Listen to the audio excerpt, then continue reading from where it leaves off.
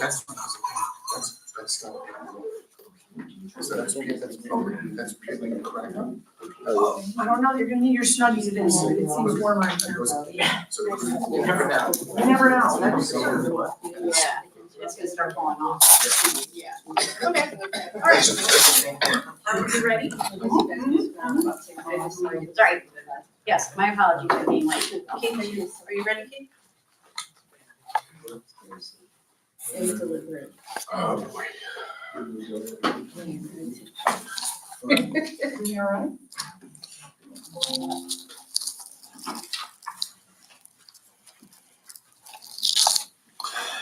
Well. Is everybody ready? Yes.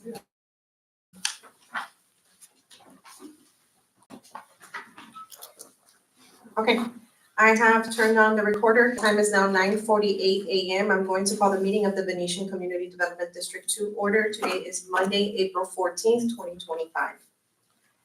The first item on the agenda is the call to order / roll call. Those supervisors that are present are Joe Pizarro, Cheryl Harmon-Tarana, Cindy Sneezek, Ken Smaha, and Rich Goodman. On behalf of District Management is myself, Belinda Blandon. District Council Andy Cohen is present. District Engineer Rick Schoppeberg is present. Field Manager Keith Livermore is present, and we do have Julie Cortina on behalf of Vesta Property Services present as well. And for the record, there are audience members present. The next item on the agenda is the Pledge of Allegiance. Ladies and gentlemen, we ask that you please stand. I pledge allegiance to the flag of the United States of America and to the republic for which it stands, one nation, under God, indivisible, with liberty and justice for all. Thank you.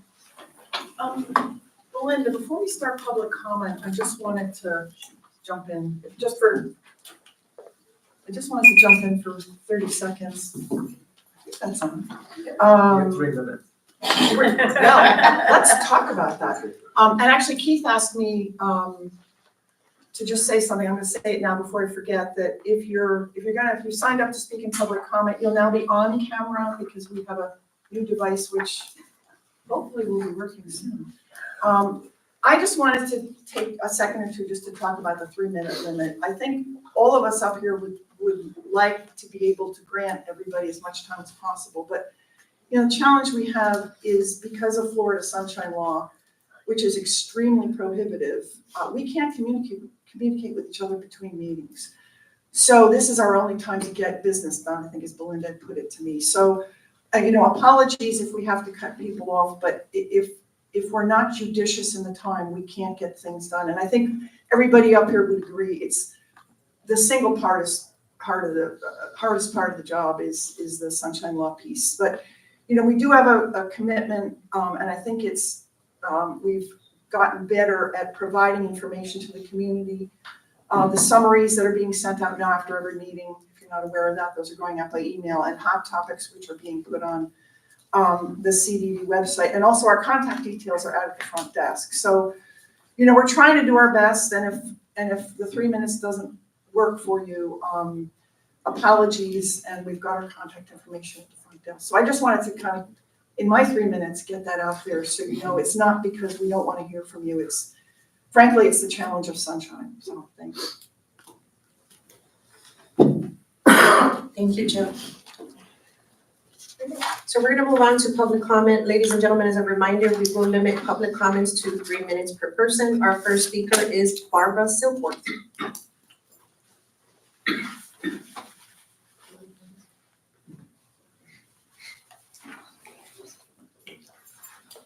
Thank you. Within the next several months, construction will begin on the shopping center, and at some point down the road, widening project will commence. Both projects causing a fair amount of disturbance, both visually and practically. I've heard that the road project could take 2 years. There are always homes for sale in the Venetian, 54 at the moment.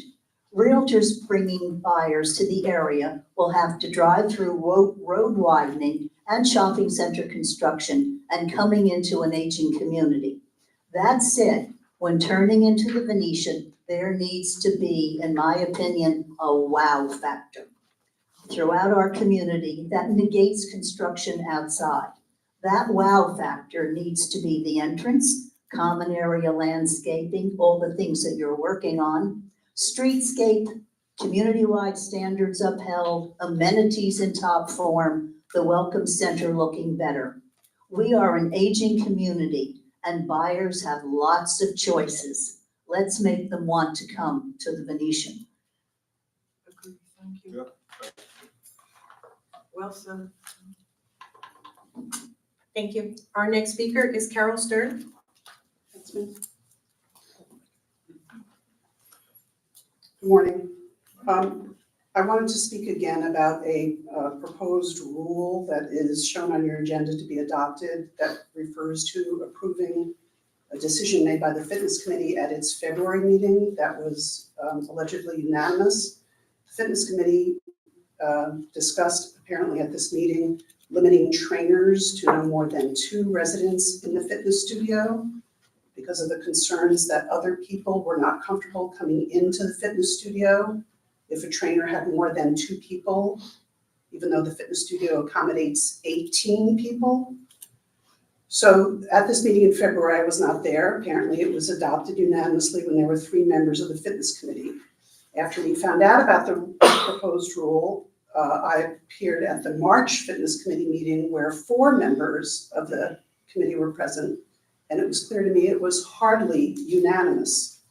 There was quite a difference of opinion whether this rule was even necessary. Who were these people who were feeling unwelcome, who would not come into the fitness studio if the trainer was there with 3 people? As a result, we thought that that item was tabled. Today, I see that on your agenda, you have an item that will be adopting the February Fitness Committee meeting, which was this alleged unanimous decision. And I wanted to object strenuously to your adopting the findings of the February Fitness Committee because that meeting was only 3 people. I realize it's a quorum, but there was no one in attendance who was affected by that rule, who had the ability to speak, which is what occurred at the March meeting. So I'm asking with due respect that this issue not be adopted, especially now, this rule during the summer. It is certainly not needed during the summer months, and it's questionable at all whether it's needed even during the winter months. Thank you very much. Thank you. I was just gonna say, Carol, just so you know, those are meeting minutes. And it's a record of what happened. So, you know, that's what we would be adopting, is a record of what happened. It's just factual. So. And the committees don't make rules. No, they don't make rules. recommendations. The committees don't make This rules. will It's just us getting the meeting minutes and acknowledging that they're on the record. That's all it is. Mhm. It's not adopting a rule. Thank you.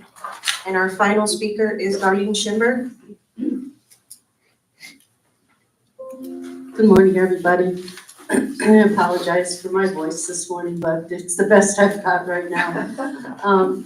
I just wanted to thank Cindy, number one, for taking the time to come and talk to us about the pickleball issue.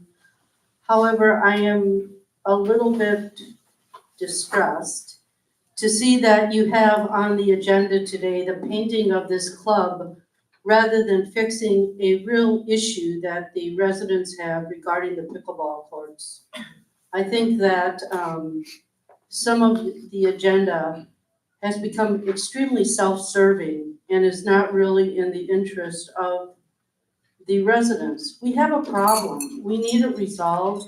And I know you don't want to spend any more money on resolving the pickleball because it has cost us far more than we had initially budgeted for.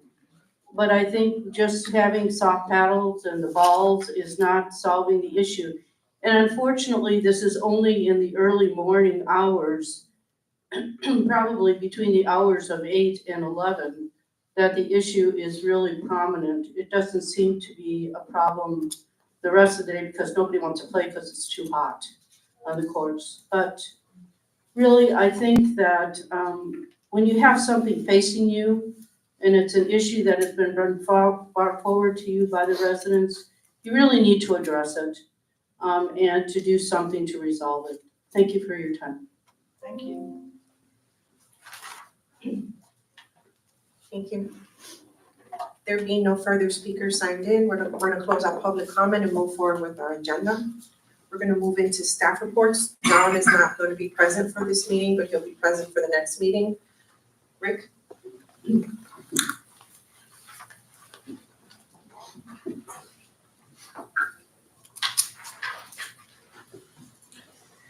I sent use all thing for the clearing of the vegetation in the two major outfalls.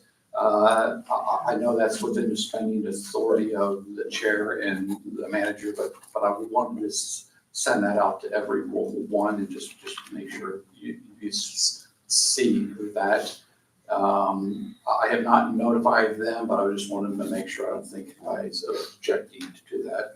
It was the only bid that I got. I tried two others, and I tried them multiple times, but they just didn't respond back.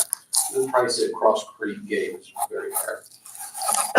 My only issue, and I know we've had this before, is after the work gets done, going through with the, whatever they call that machine to rip up everything, it's what's left over. We need to come up with a scenario of a system of cleaning, rehabbing something, just not leaving a dried up mess that looks horrible. Creating, fixing one problem with creating another. That's, because I know that we still have, the ones a little there still has lots of dead debris just there. So we just need to make sure that we don't, I understand that has to be done, but let's do it right. Or as right as we can legally. Yes, for the one on the northwest side, all that will need to be hauled out of there. And then all down in here on the one is where the trees are kind of hanging over the weir. I'll make sure that they pull all of that out too. Some of the times they're allowed to leave stuff in the wetland, the areas, as long as it's not in the flowway. But these are the areas that were not in the wetlands, so we should be okay to do. Yeah, but even we can't, if the residents can see it, it becomes, and they're looking at a dead pile of shrub. That's. Well, you're saying it's gonna be removed. Yeah, no, I'm saying in other places we've done that. So I think we should just, of course, just have that done if possible. And, we'll remind them of that. Oh, yeah, I was just gonna ask one question on that, because it says pepper tree, Brazilian pepper trees removal. I had it in my head that we couldn't, the standard procedure, I guess, is not to remove them because pulling them out. I thought they just like killed them in place and left them. If the berries are falling, you want to be really careful with that. But yeah, a lot of times they'll remove it, then they'll spray it with the Garlon to make sure that it doesn't come back. That last spring, Oh. those were all Brazilian peppers primarily. Okay. What I just passed out was the Lake 7, the south, the bank. What I did is I went back to the vendor, asked him if he would still honor the unit prices that we did on the other side of that pond, and he said he would. So that's the total there, and so I wanted to see what the board's feeling is with that. I did include the map to show the areas on the second page of that. Is this just an extension of what we did? Yeah, we could treat it like that as a change order to the Yeah. contract, because he is going to honor that same. Prices. Rick, remind me, when's that contract start? The east side of the pond is completed. Okay. What street is this on? Yeah. It's that one we looked at last time where their back is like almost Right, okay. perilously. And Keith said the resident trimmed back that shrub that was growing the resident said, I'd rather do it just so I can make it neater than if we just had somebody whack it off there. If the work's complete and if the board decides to move forward, I think we'll be better off just doing a new contract with them. It's fine. And I just asked Ken, it is in reserves. Oh, So, thank you, yeah. great. All right. So you're looking for a motion? Yes. So I'll make a motion to, for us to approve the Pond 7 South Bank, work at $32,060. But from reserves. Yeah. Okay. Subject to Subject to preparation. preparation of Yeah. contract by council. Yeah. Second. Council and engineer. Any further discussion? All those in favor, please state aye. The reason I asked Jill is Yeah. because last year, about $35,000 of Cross Creek Yeah, pond work okay. was done under the hurricane assessment monies. Yeah, I saw that. So I just, Okay. Not Dover funds. yeah, I don't know which part, but Yeah, they there were- were 20 okay. ponds, they were all out of the hurricane assessment. Okay, I thought it was on Dover funds. No, it was like 20 ponds, Okay, 20 areas were done of the, so that's, I want to make sure the money's coming from the place. This is the preserve thing. Yeah, it was preserved. Preserve It wasn't cleanup, ponds, it was not preserved. ponds, that was preserved. oh, that was Preserve preserved. cleanup? Oh. Yeah, That was and a brush that's why it hog was work. hurricane related, because it actually got worse. And it wasn't Cross Creek, it was a different company. Oh, Yeah, okay. it was like I'm sorry. Bob's brush hog. Oh, no, so that was preserved, okay, got it, okay. The building, where this is script, okay, got it, thank you. Okay. Okay, the parking lot vendor has been, that contract signed and was executed. Rich and I, just prior to the meeting, we looked at the area, about trying to add an exit. Because I guess a lot of the cars that pull in find there's no spots, they're having a difficult time to get out of there. So the first thing I'll need to do is get a survey done of the area, make sure that the drainage is going to work right. And then following that, I see there's a street light there that's kind of right close. And so if I get a survey, know where everything is. There are utilities underground, but they should be far enough down. Oh, okay. So there shouldn't be the issue with that. Now, there, obviously, their irrigation and that kind of stuff that have to be redone, but yes, so I'll look at that. But the first thing is the survey. That shouldn't cost much to get somebody out there, but that'd be the first step of that. Appreciate it. And then over the weekend, Cindy sent me the email regarding the geothermal well. I'm not that familiar with that, but what I did is I went on my website this morning to look. The county well is not on that website there. It shows where all the wells are in the vicinity. The newer communities, they have some wells and, but they're pretty far away from us. And, I kind of circle them on that in the red. So they really seem to be far enough away that it shouldn't affect us. When I see that it says, when I was reading that, Yeah, it sounded like it was 60 foot or it's going to 60 foot? I think it's going to 80. And so just so a little bit of background, I asked Rick because I saw that they've got to dig the well deeper because of the fact that the geothermal heaters are not working correctly.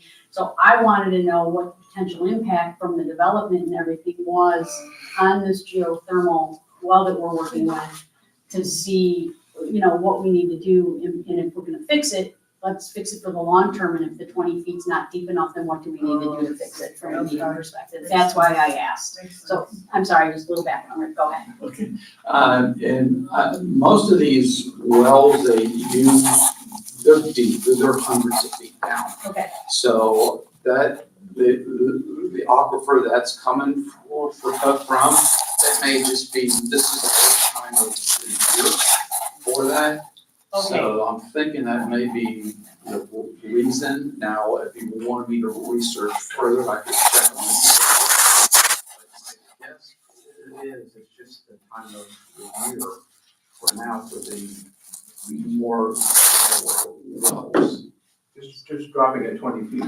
We're just dropping it 20 feet. I just find it interesting that all of a sudden that we've got to do this drop 20 feet after being like this since I want to say like 2014, I think is when they did something Well, with it. to be fair now, is Juliet on the facilities committee is familiar with. Yes, Julie Shire, yeah. So she's familiar with geothermal and we spoke to she spoke to the engineer and the water table levels have been dropping, especially with all of the areas around here. So they've dropped dramatically over the years. And that's why I'm asking is with all the development and everything and the tapping into the water source, do we want to maybe consider going deeper than just the extra 20 feet so we don't have to address this issue in another 2 or 3 years?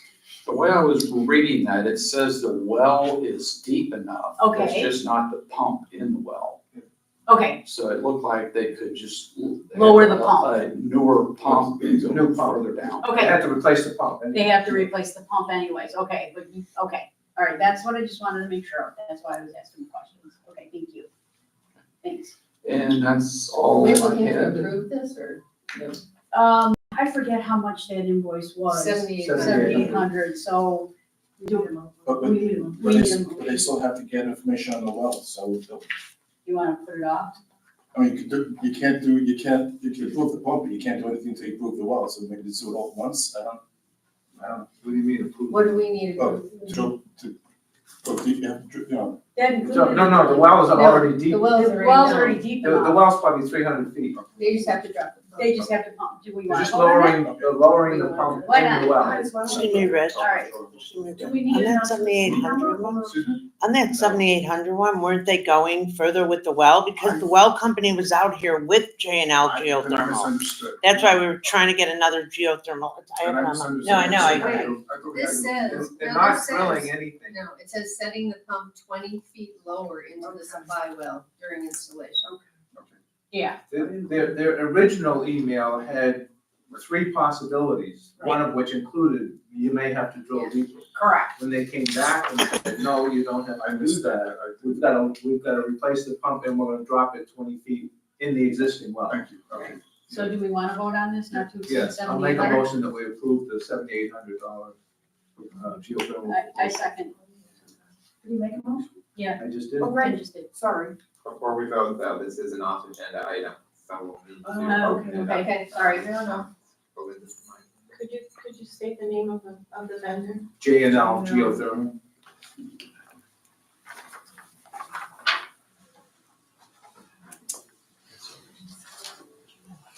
Okay, so we have a motion and a second, because this item isn't on the agenda, we're gonna have to open it up for public comment.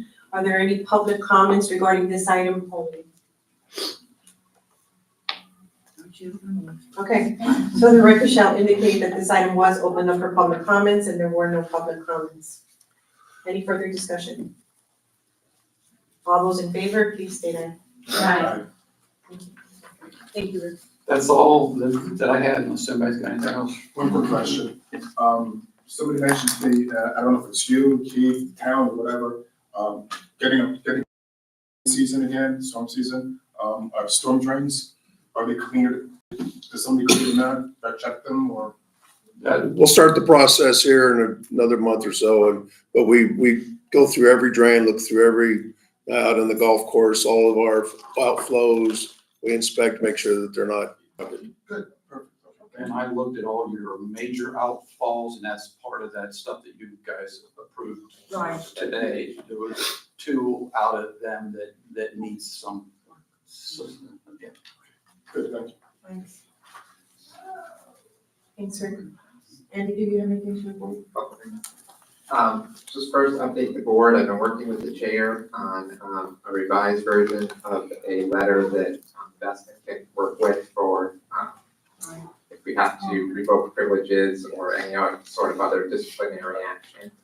I think we're pretty close to a final form on that. Yes, yeah. We'll get to it later, but obviously I worked with the chair with some red lines on the proposed rule revisions, which are set for public hearing at the next meeting, Right. the 28th. But Linda just told me, I'll bring it up, walking in, that she received notice from FEMA on Friday that they denied our, the appeal. So What a surprise. we have the ability to file a second appeal if we'd like. I only have one district that has done that, Greyhawk Landing. We haven't heard, right? Two, okay, also. Oh, that's not mine, but Greyhawk hasn't given us a response. No. So, it's what we, knew it would be. They're saying that, which we disagree with, but saying that our roads are private, that we are charging non-residents a fee for use of the river club. These are the types of things that FEMA throughout, not just Venetian, throughout our CDDs in Florida have been raising as issues. We can't seem to convince them otherwise. It's up to you whether we want to file a second appeal. We really, we'll stress our same arguments again, but we don't have any new information per se. How much will it be to file the second appeal? It should not be a significant amount of money, because like I said, it's gonna be a lot of recitation of what we've already put forth, so. Can't really give you a final number, but ballpark number, no more than $10,000, I'm saying. So FEMA's claiming that the roads are public, are private, Which of course they are. which they're not. And they're also claiming that because we charge a fee to non-residents to utilize our amenities, that they're not really open to the public. So that is not gonna change between now and then. It is not. And I'm like, are we throwing good money after? I We mean, are. we always knew from the beginning that it It was. would be a challenge. Yeah, so I mean, for one, I don't think it makes sense to continue to spend money on this. So, I agree. yeah, that's a tough one. Thank you for trying though. Okay, well, like we said, when we had the first discussion, we would throw everything at it that we could, and, without Yeah. a lot of hope, but, we did get some traction. I think this was one of the first couple of districts where FDEM forwarded on to FEMA, so they bought into it a little bit, but then FEMA was like, no. All right, well, I think we're kind of all agreed then, we're gonna let it drop. So maybe we can't close the gate because that we approve. We should not. Ooh, yeah. But we would need a formal motion, and again, this is not on the agenda, but let's get a motion in a second, and we'll open it up. So I'll make the motion that we don't appeal. Really, we don't file a second. We don't file a second appeal on the FEMA decision. Second. All right, Sandy said. I just want something on the On record. record. Okay, thank you. So, does anybody have any input with regards to this topic? All right, then, I think we're ready for a vote. All those in favor, please say aye.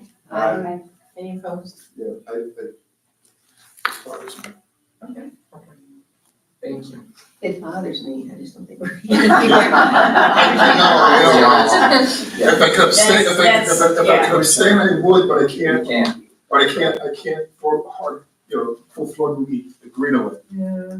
The last thing I want to let the board know is that I will not be, which I think I've already mentioned, I will not be at your April 28th meeting. I will not be at your May 12th meeting, both related to good things having to do with my daughter graduating from college. Yay. Doesn't mean the costs are ended though, does it? It does not. There's grad school on the horizon now. But one of the attorneys from my office will obviously be present and fully prepared, and I'll make sure that they will. And we have the rulemaking public hearing on the 28th, I'll make sure that he's fully prepared. I'll have the resolution prepared for your agenda package. With that, I'm glad to answer any questions. Well, go ahead. Okay, this is gonna take a couple minutes. That's right. All right, so cool. Andy, we had pickleball as a topic of conversation, and I've included you on a handful of communications with the residents. I'm hoping that, you can actually publicly clarify a couple of the points. Is there some residents that think that the new board members don't have background knowledge in what's in our declarations, okay? So the residents have referenced section 6.8, it's the declaration about the nuisance clause. However, there's two other sections in the declarations, which I'm sure these residents have extensive knowledge of, since they know the declaration so well. The first one is 2.2, the River Club, and it says, "The River Club is not a portion of the property and shall not be subject to the terms of this declaration except as otherwise specifically provided therein." The second one is actually in regard to the CDD, and it's section 9.6. It says, "Nothing contained in section 9.6 or elsewhere in this declaration shall be construed as an infringement of the CDD's right or authority to take any or all action necessary in its discretion as provided by law regarding the operation and maintenance of the CDD property and infrastructure." So based on those two sections, in your opinion, do you think 6.8, the nuisance clause, applies? I've expressed it in the past, so it's not a surprise to anybody that I do not believe that the section that is being quoted by a lot of people with regards to pickleball and nuisance and things along those lines. I do not believe that our CDD property, including the River Club, is subject to the POA's declaration. Okay. I have asked some POA members who've expressed that to me, please send me what you have in terms of what you're relying upon. Maybe there's a difference of opinion, whatever. I have not received You have not received any of that? in response. Okay. So you quoted to a couple of sections that historically, I remember this came up years ago, not having anything to do with pickleball. And I do remember researching it and I reached out to, someone I knew who had some of that information who gave it to me. And, so yes, there's those provisions. I was also around at the time that, we added the River Club to the CDD boundaries simultaneously with when the CDD purchased it. Okay. So it had historically not even been part of the district when the declaration of restrictions were enacted. Okay. And, obviously the River Club has its own That's what separate I was gonna say. Okay. restrictions that are recorded in the public record. So for all of those reasons, unless someone can show me otherwise, for all of those reasons, I do not believe that the River Club or the CDD property is subject to the POA declaration of restrictions. Great. Thank you very much. I appreciate the clarification. Okay. I'm done. Okay, so we had our discussion, this morning in the workshop about the audit, was the term that I used. I was just interested in the background of the affidavits that we received in connection with that way. So I think, there were some questions that came up amongst ourselves as we were discussing it. How would you frame it? I think one of the questions we asked was, maybe we ask you to look at the affidavits, and give us your input on what's there. Yeah. I certainly can. Okay. I haven't seen them, obviously. Also the one that was submitted by a resident. But I haven't seen them. I know that, thankfully, it seems like there's a few, I don't know what the final number is. 9, okay. I can look at them, but I have expressed, and I'm willing to say it again on the record, that we established a system. The board, established a system before we went into this TechWave changeover process, said that these are the things we were going to ask for, and if you weren't able to provide them, that we would have an affidavit, would be prepared, that an individual would be able to execute. So that was our system. I can look at things if that's your desire, but I would be loath to advise the board to delve very far into this. Again, not a secret. My concern has always been for the board that we don't want to wade into the waters of trying to define what family is. We have our lane that we ride in as the CDD board. If, somebody is committing fraud in some manner, we are not the fraud police. It is not up to us to try and improve that or investigate it or anything along those lines. Then what's the sense of an affidavit? If you have an affidavit and you can't enforce it? Well, what do you mean you can't enforce it? We have an affidavit. We said, we hand it to, I wasn't there, okay, but hand it to the resident or whomever it is and say, you are, swearing under oath X, Y, and Z. If they do that, who are we to say that they're lying? Well, so are we within our, I assume we are within our rights. For example, if somebody presents a driver's license that says they live somewhere else, can we say, we're not offering you an affidavit because? Oh, if someone walks in and goes, I don't live here, okay? Yes. I live in Minnesota. Right. Here's my driver's license, and I shouldn't get one of these, okay? And then, so they freely admitted that, and then for whatever reason, they were handed an affidavit. I mean, that's potentially a different situation. And I A do point know, of information, nobody was just handed an affidavit. We did not give Yeah, these I out wasn't like there, candy. right? There were 9 out of 2,600 individuals that was, the circumstances they brought to us were that one member of the household, that they alleged member of the household, if you would, did not have anything on the record, any legal document that associated them with their property. In some cases, they were children. In some cases, they were an elderly father who was living in the house that was owned by their children, but the children didn't live there, but they paid all the bills. I mean, they were, each circumstance had a story. And we questioned it. We asked them for multiple ways to prove the residency or they're living in the household. And when they absolutely can't, they said, what do we do now? We have nothing that proves it. The last resort, which we all had said we would do as a last resort, was provide them a form of affidavit. We didn't even give it to them. We sent them down to Keith's office. We didn't keep the affidavits in the room here. We sent them down to Keith's office to get it, and they had to have it notarized and brought back.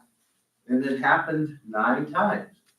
So we went by our rules that we set. To your point, I don't know what else you can do. So, If somebody chooses to commit fraud or chooses to lie, we have no means to police that. And, I mean, as I said, we came up with a system. We, the board, with my input, it was followed. And I know that another concern was that, do we have a widespread problem where we truly can't, no one can be at the pool because there's all these outsiders using it, or whatever. We came up with 9 out of however many you just said, over a couple thousand. Yeah. So we evidently don't have a widespread problem. no, but we do have a situation where I know one of the affidavits, is filled out completely wrong. It is using an address that's not an address here in this community, as they're certifying they live there. And yet, we gave them access to our community like they did. So, and no fault to the volunteers, trust me, And that I'm shouldn't have not, happened. because we were doing a lot, So what right? do we do? So what do we do in those circumstances where we know there is inaccurate information on these affidavits? Are we allowed to say that that's like null and void? And do we take that access away?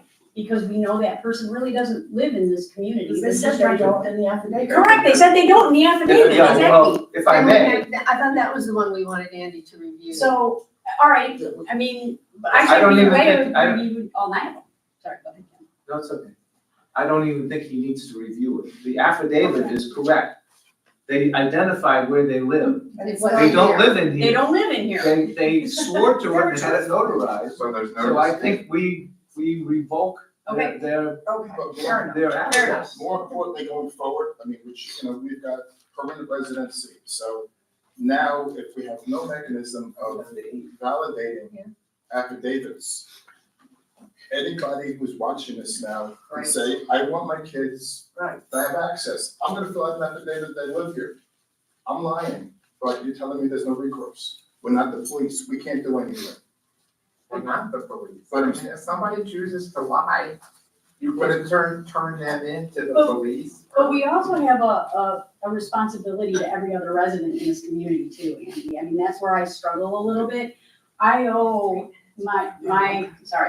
I owe it to the rest of this community to make sure that the amenities and everything that they have in this community, people are staying to the rules and to the guidelines and everything, right? I mean, keeping, all the extras out of the pool But we and stuff. established, I mean, we're just having a discussion. Yeah, sure, yeah, no, We I know. established a process and we followed it. Cindy, I think we are doing for the community what we said we would do. We are now down to 8 But like out Rich of said, 2,600. but like Rich said, now who's gonna stop, the family that's got kids up in New York from signing an affidavit to come in here as their residents? Now that they know that they can sign an affidavit to do it. They don't know, we're not advertising it. The process is over for Okay. existing residents. Okay, okay. All right, Well, it is now. so, oh, wait, go ahead. Well, no, so then it sounds like. Nobody watches the YouTube, so. We're gonna have thousands of viewers now. So Cheryl just made the point, we're coming up on when, Brian. Yes. Yeah, Brian, but just so I'm clear, then how do we, there's a process then, if we're gonna revoke that set of access cards, how do we do that?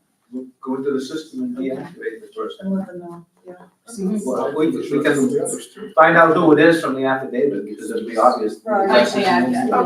know. Fair enough. Okay. So I was under the impression we were gonna do affidavits and not just accept them, it's just, I don't. Okay. I disagree. Okay. This is Brian, Brian, Belinda, Brian is in, yes. Okay. Any more questions for me right now? I'm not going anywhere, but, okay.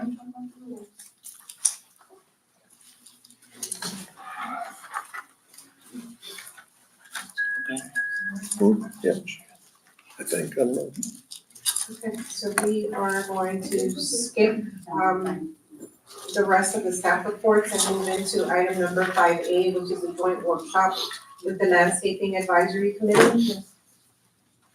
Cheryl, can you just tell me for the record who's here on behalf of the Landscaping Committee? Yes, we have, Barbara Bracco, who is the newest member of the Landscape Committee.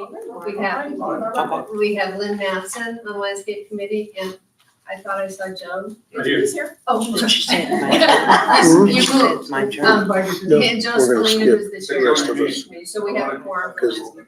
the landscape committee, they get somebody on Teams. And we have Brian McFall, I believe, on the line. We do. Ryan, good morning, can you hear us? Yes, I can hear you great. Can you hear me? Yes. Yes. So, just to refresh everybody, at the last meeting, we went over the proposal for landscaping the Laurel Road buffer, along with drawings from Brian, and how that would occur. Brian was then requested to provide a, bid, on the installation of that, and so that's what you have since the last meeting. So, Brian, would you like to present before there are questions? And just before that, I'm sorry to interrupt the flow here, but I just want to announce for the record that this is the continued joint meeting between the landscape committee and the CDD board. Thank you. Back to you, Brian. Oh, fantastic. Good morning, everyone. Has everyone seen the estimate? Yes, it was sent to landscape committee and the board. Okay, great. Honestly,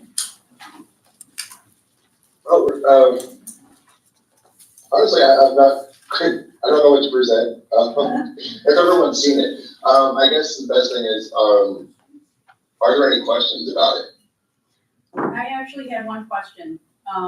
The landscape material included the installation, and I thought part of the estimate, so like the mulch rock and soil, you can see where they do the installation is $14,199. And then the mulch is $122, getting you to the $137,000. My question is, of the landscape materials that are being used, does each of those pieces of, like each plant include the installation in it? Yes, Yes. Okay, because what we were looking to do, I thought, was to be able to break out the installation costs from the actual material costs. Well, Is that you're- correct? Again, I'm gonna be the wet blanket this morning. Okay. But you do have an issue with, having to competitively bid this, the way that it is. Right, that's why I'm asking, yes. So I Which isn't the understand end of that. the world, you know, we'll do it, and we'll do it as efficiently and quickly as Okay. we can if we need to, but it is an issue.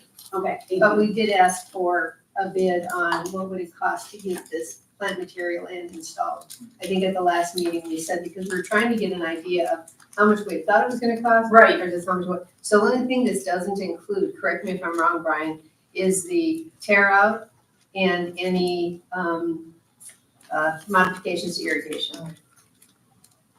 correct. And it's possible that it could also include some additional sod if we need to, decrease the size of some of the existing beds. Do we have any idea, Brian, of a ballpark figure of rip out? I mean, is it 5,000, is it 50,000, is it 150,000? Any idea what all, at all? I do not have that at the moment. Obviously the best ballpark I can give you, it would be under 100,000. Okay. I'm probably in the realm of, let's say, 20 to 40,000 for tear out. All right, Okay. okay. We can get, we'll definitely get a better idea as to what that might cost when, you know, I would say as a final decision is made, that you guys want to move forward with this, I can get my director up in Venice out there and he can give a much better number of the exact cost of what that would be. Okay, and my other question is, so this is warranty for as long as LMP is our vendor? From my understanding, yes. Okay, so not sure. What would it cost if we were to say, you know, we just want 1 year warranty? Is there any savings here? Because reality is, I'd say 90% of the stuff that gets damaged because of animals, which they don't cover. Hurricanes, which they don't cover, droughts, which are covered under the warranty, and all kinds of other things. So, I mean, to pay twice as much for a plant, so it's warranted forever, but only have 5% of them ever get replaced, doesn't make a lot of sense. So, trying to figure out what, you know, if we self-insured it, where would we be as a price? Well, the price as you see it right now includes basically a 1 year warranty. I mean, it's the fact that you're paying the additional price for the maintenance through LMP or Juniper. That includes the extended warranty, let's say.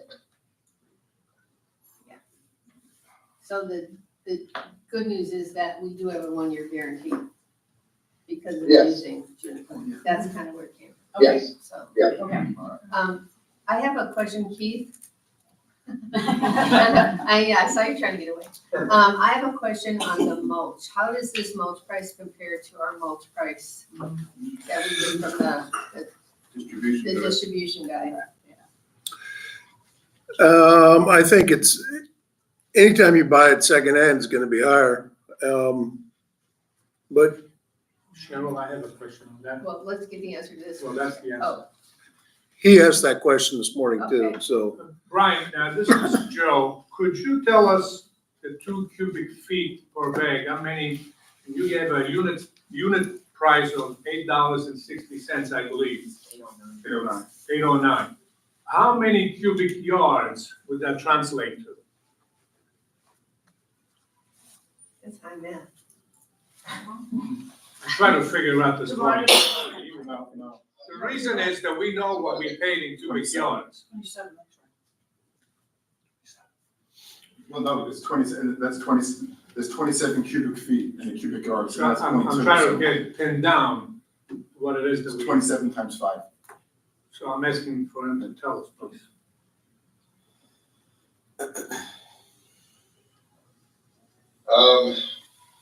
That I do not know, just off the top of my head. So it's 15,200 bags. The bags, they're 2 cubic Yes. bags. 2 cubic foot bags, which basically gives you about 8 square feet. We are paying $43, we paid last year for 940 cubic yards. So, if we can figure out what that means in There's comparing. 13 and a half, I thought those points is, there's 13 and a half bags. Per cubic Oh, yard. Per cubic yard. So can a formula give us how much we pay for cubic yard? Is it close to 42? I mean, we're dealing with apples and oranges Yeah, right now. it's more than double. Yes.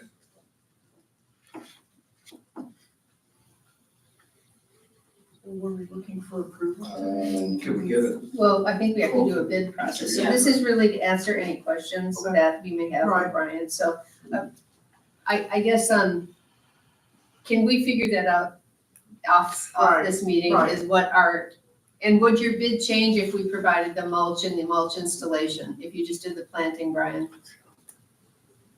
No, we were just delete that line item for the mulch. Perfect, okay.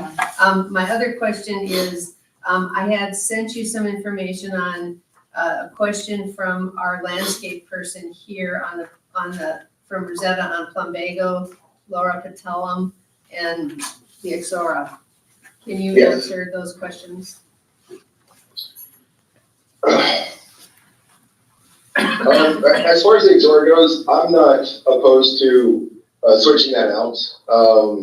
I think in the email, I just lost my words. We do have Nora Grant Exora out there along with a Maui Exora. I'm fine with going with a dwarf yellow. Mainly I'm using the Exora to get the color out there. So the variety of it in that aspect doesn't matter to me. The dwarf Exora is going to be a little bit more compact. The blooms won't be as large, but in an overall grand scheme of things, you're mostly going to get the same look. To really nail down the lower pedalum, that would involve soil testing to make sure everything's good for the plant. If it's not, then it would require amendments to the soil. Going along with that, there's not a lot of plant material that can give you the color that lower pedalum can, just with an overall anywhere from pink to a crimson color that offsets with the other plant material that's around it.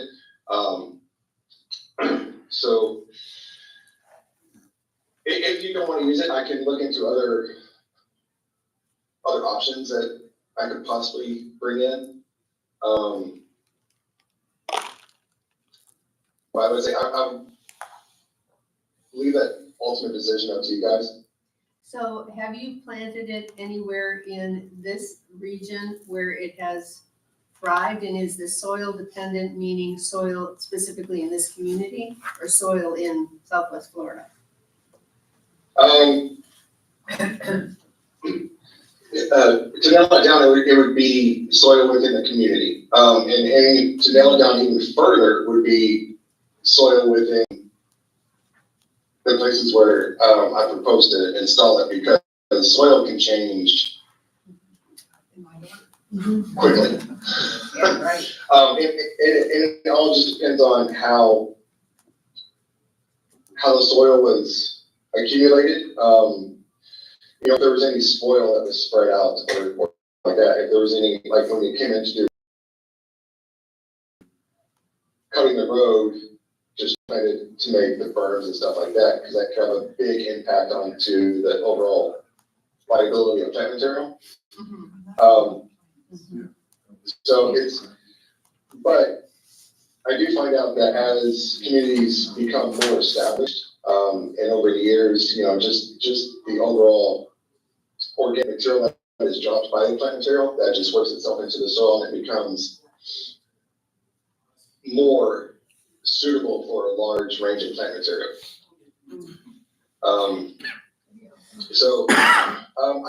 I can see if I can find out if there's other communities around you guys that we've installed floor paneling and just get an overall feeling of how it's doing in that area.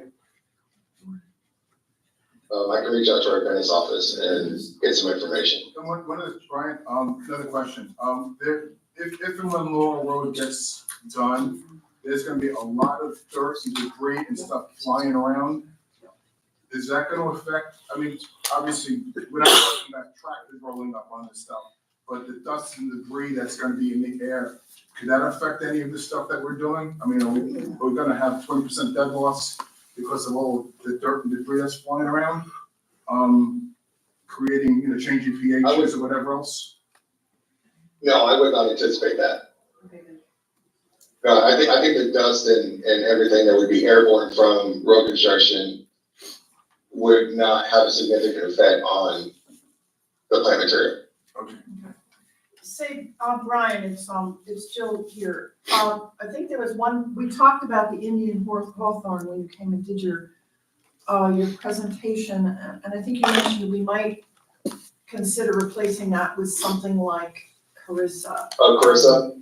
Yeah, I don't know how everybody else feels. Lynn and I had a little chit chat about Indian hawthorns, and I've only ever seen them looking dead myself, and I'm thinking 290 of them, or 260. Yeah, so what do you think? Would Carissa work? It will.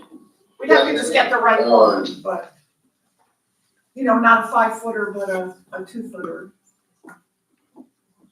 No, definitely, and I'm glad, I'll be honest, I forgot about that. Okay. But I do remember having that conversation, and I think Carissa would probably be a better, Yeah, because a better plant than Indian hawthorn for, the animal problem. Rabbits and deers and stuff like that. They I won't think eat Carissa is Carissa, it's a better plant for that. I've got a lot of deer, and I've got emerald blanket Carissa in my backyard, and the deer and bunnies don't touch it, so. Would, this is Joe again, on the tear out, will the removal of any tear out material included in the price itself, or that would be additional? It's additional. So include additional. As far as, what you've seen with the estimate provided, with the estimate provided, there's no tear out included in that at this moment. No, but you gave us a ballpark price on the tear out, so that 20 to ball, 40. Oh, are you asking will it be included in the overall price once everything is finalized? yes. Yes. And no Yes, charge, once we have everything finalized, I'll sit down with our Venice branch, and we'll go over everything that we've talked about, you and I. Most likely, I would say we would probably go out and visit the site, him and I, and just go over everything that needs to be done. And once that happens, the quote that you receive from us will be from beginning to end. And, if we're gonna competitively bid this, I'm not sure who, but somebody needs to prepare a scope in that bid form and have a line item for tear out. Also, Brian, So that we had it all in pricing, and we could compare bids, apples to apples, cross vendors, sorry. you've got a line here, also this install division labor, 200 hours, what is that? That's the mulch install. If you add up the mulch price, Oh, yeah, that's the install of the mulch. that's the install of the mulch. That's why I was asking about the embedded cost of installation on each of the Oh, plants okay. versus just the cost of the plants. So So that, so the mulch, so the 137. Exactly, so if we Yes. pull the mulch out, that also comes out. Right. Yes, So if we pull the mulch I out, see where you're going. you know where I'm going, then do we have to go to a formal bid process? How much is the mulch? In here, it's 130. 137. 137. It's not from seven. Good. Right. Yeah, it's not over But 150. but that's without the tear out. 195. Oh, please. But that's without the tear out. Already on. Tear Right. out labor though. Tear out is labor, so. Tear out's yeah. labor. Yeah. And it's 195 is the top end, so even with tear out. We're good. Yeah. We're good. Yeah, I would say that the tear outs labor, the modifications to irrigation would be mostly labor. Yeah. I mean, 195 is your threshold, Right. okay? We cannot, we cannot split projects to get around it, okay? We're Which is splitting not- because it's cheaper. Which is not what we're doing, okay? So keep that in mind. We couldn't say, couldn't take this bid and say, hey, Juniper, do half today and half next week, Oh, no, okay? yeah. And we're not doing that. If we have two separate vendors, two separate projects for a very valid reason, we may not have to competitively bid it. And that's up to you. I think keep in mind, competitively bidding it, you may find some other vendor out there you like. Well, I here's don't my know, question but though about competitively definitely add bidding. time. Yeah, I agree with you, but if we want to competitively bid this, then do I have to give this drawing to another vendor so they know what they have to do, and can I do that? We need to come up with some sort of scope, or which what I was saying, Belinda, scope or bid documents, something, I can write the legal stuff, but we need some sort of scope so that vendors know what they're bidding on. Yeah. Yeah. So any other questions for Brian before we continue this conversation? Yeah, Brian, in the 137,000, it says mulch, rock and soil. Is it all mulch or is there some rock and soil in there? No rock. My contact with the Venice office did say that he factored in a little bit of additional soil, because When you do the tear out, Because with It's up here. because with the tear out, you're gonna take the soil with it. Yeah.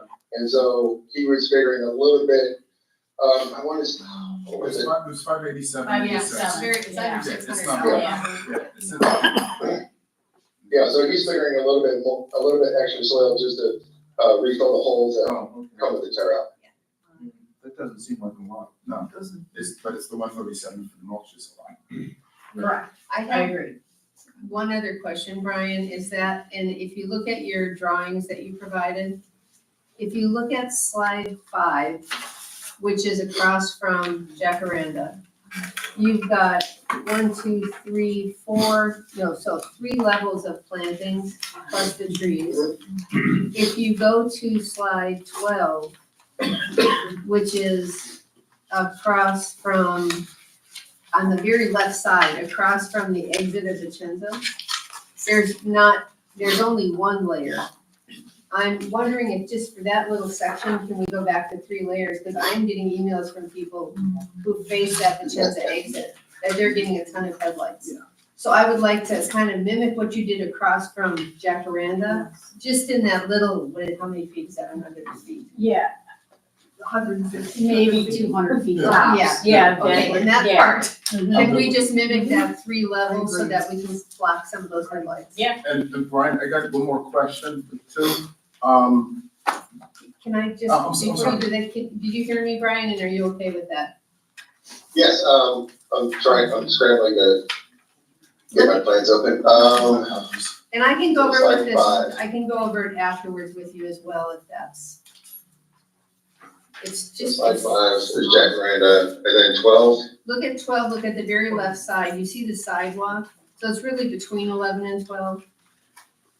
That's the exit for that community across the street.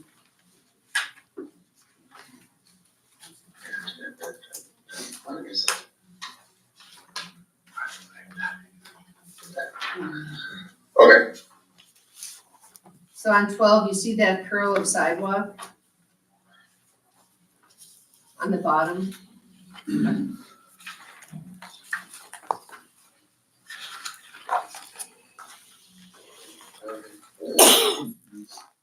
got it. Oh, okay, I see it, got it. Vicenza. Yeah, so to the left of that curve of sidewalk, that's the exit entrance to Vicenza. And the houses right across are getting headlights. So it would be nice to have that 3-tiered blockage there, the same way you have it where Jacaranda comes out. Okay, yeah, that's no problem. Thank you. Okay, that was my question. Sorry, Rich. No, I'm sorry for jumping. I'm thinking long-term here, Brian.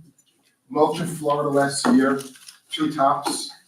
Are we setting ourselves up for $100,000 plus every year for mulching just for Laurel? And is there a way around that with some other type of They mulched it this year, didn't they? Yeah, we mulch it every year. Every year. mulch? This is actually They mulch less this mulch? year. Okay, This will be less mulch It will be because we'll less have more mulch, plant it's more- material. okay, all right. So, yeah. I know we mulch, I just didn't know that we mulched that much, okay. Yeah. And unfortunately with most municipalities, they don't allow rock or stone as a mulch option. Every municipality requires some sort of biodegradable material for mulch.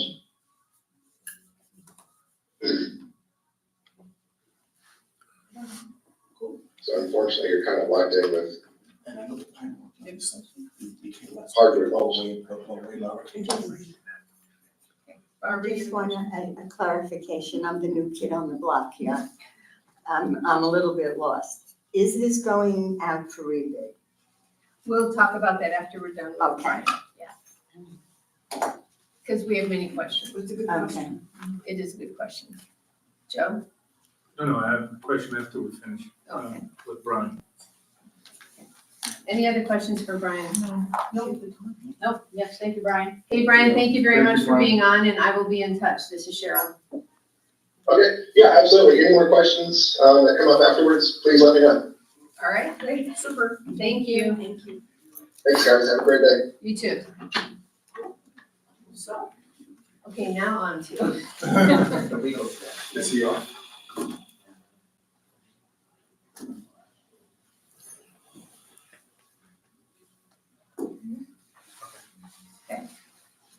So I'm gonna go back to my question because it's still in my head. To go out to bid, I don't know how you go out to bid without showing somebody these plans. And unless you just give them the list of how many plants in each section, and then, I don't know how to do that is my, Well, right, and I think it's difficult also, I think you would have to almost give them a plan of what you're looking for, let them fill in what type of plants Right. they want. or So propose. which is almost starting over. No, Yeah. or why can't we just give them, why can't we just give them the plan that Juniper did? Here's the plan list. You can't release somebody's can't. proprietary Yeah. work to another company.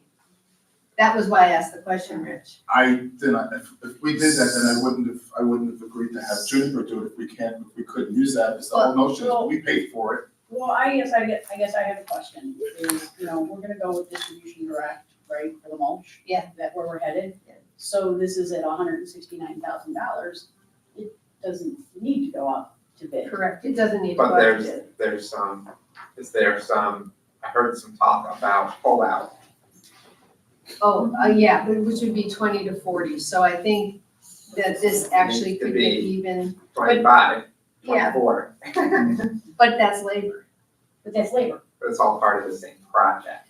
I okay? mean, this is the project that we're doing. okay. So I still think we're close, but I think wanna we're get close. back I think you to, could- if that's the direction the board wanted to go, I would assume you could get it in range. Sounds like you're pretty close. so, We have if I may, historical data that you have from going out to bid 2, 3, 4, 5, 6 times, and the same players come in, and they all come in 30, 40% above what we finally decided to pay. I mean, there's history. Talk about the mold. No, we're talking about the work. other landscape Design. stuff. We had problem identifying an architect. We combined meetings here to Right, I facilitate remember, 'cause we had and Jim move Moore along. and And here we are in April, and most likely we're gonna have another joint meeting. So, I mean, I in agree. balance, I think we need to have to either, I think we're close to a potential Yeah. solution here, but that we maybe. But I think it needs to get better. I mean, when we hired LMP to do or Juniper to do the design, it was never the notion that I couldn't use that to go out to bid with other people, because that's why we use them instead of using the other architect, where they were cheaper. But could we say, okay, we've got the sections, we know, let's say that from the monument to the front gate, for example, on the west side, right, is, I don't know, 1,000 feet, I'm just gonna pull a number out of the air.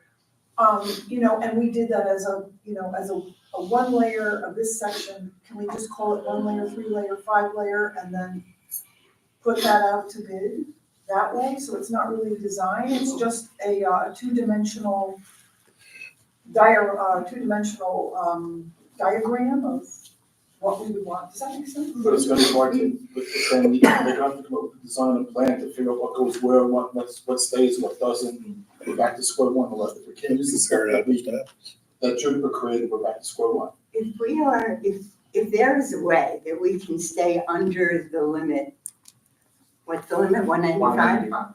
If there's a way you can stay under the limit after, I have not been involved in any of this, but I'm sure there's a tremendous amount of work that's gone into this. And it looks like a decent plan and it looks like a decent thing. Why take another 6 months to rebid the thing? Meanwhile, everybody else around here is saying, look at this crap, look what happened during the hurricane, look at this, look at that. Do something. I am much more aligned with that philosophy. If we can say, Juniper not to exceed the 195, and we give them the contract. Rich, I know we might be able to save $20,000-$30,000, but we've taxed these people $1,000 on this. I agree with that, I agree with that. And But I just throwing the LOP with the work that they've done and the condition of the properties, regardless of the landscape, regardless of the hurricane, and the costs, whatever. I mean, they found $3,000 trees, then they were $9,000 trees. If we don't look, we're always gonna be wondering, are these prices any good? And we can also be paralyzed by doing that. I understand and that. get nothing done. We're also looking at the mulch situation. We know that buying from a service provider such as these is 2 or 3 times more expensive. I think we do due diligence here to save a ton of money by using another I think, service provider. Yeah. I think we all doing that. But my issue is, I'm not at all satisfied with a lot of the work that LMP's done. Remember, this is not LMP. We're using. No, I know, but I'm saying, Okay. if we're talking about having LMP do the install. No, LP isn't gonna do the install. It's Juniper. Juniper, then why are we talking about LMP? I don't know. They're doing the maintenance. They're doing ongoing maintenance. Okay. And LMP is part of Juniper, as we know. Yeah. Right, but I asked him specifically who would do At this, the last and he meeting, said their Venice office of Juniper. Which is, Okay. It I is didn't not fully the understand same, that. Rich, they're still apart. My concern is, this pricing, even if this pricing is better than anything we've seen when we've bid before, and I doubt that we're gonna get anything better. I'm concerned about timing. We're gonna miss our window, frankly, if we wait any longer, because we're gonna miss the rainy season. We gotta get going, or we're just gonna have to hold for another season. So I would be in favor of moving forward. Landscape Committee has weighed in on this as well, and so that's my opinion. We just do it not to exceed 195. Right, that's what I'm thinking, including the tear out. All right, well, I would make a motion then that we proceed with Juniper on a not to exceed Make it 190.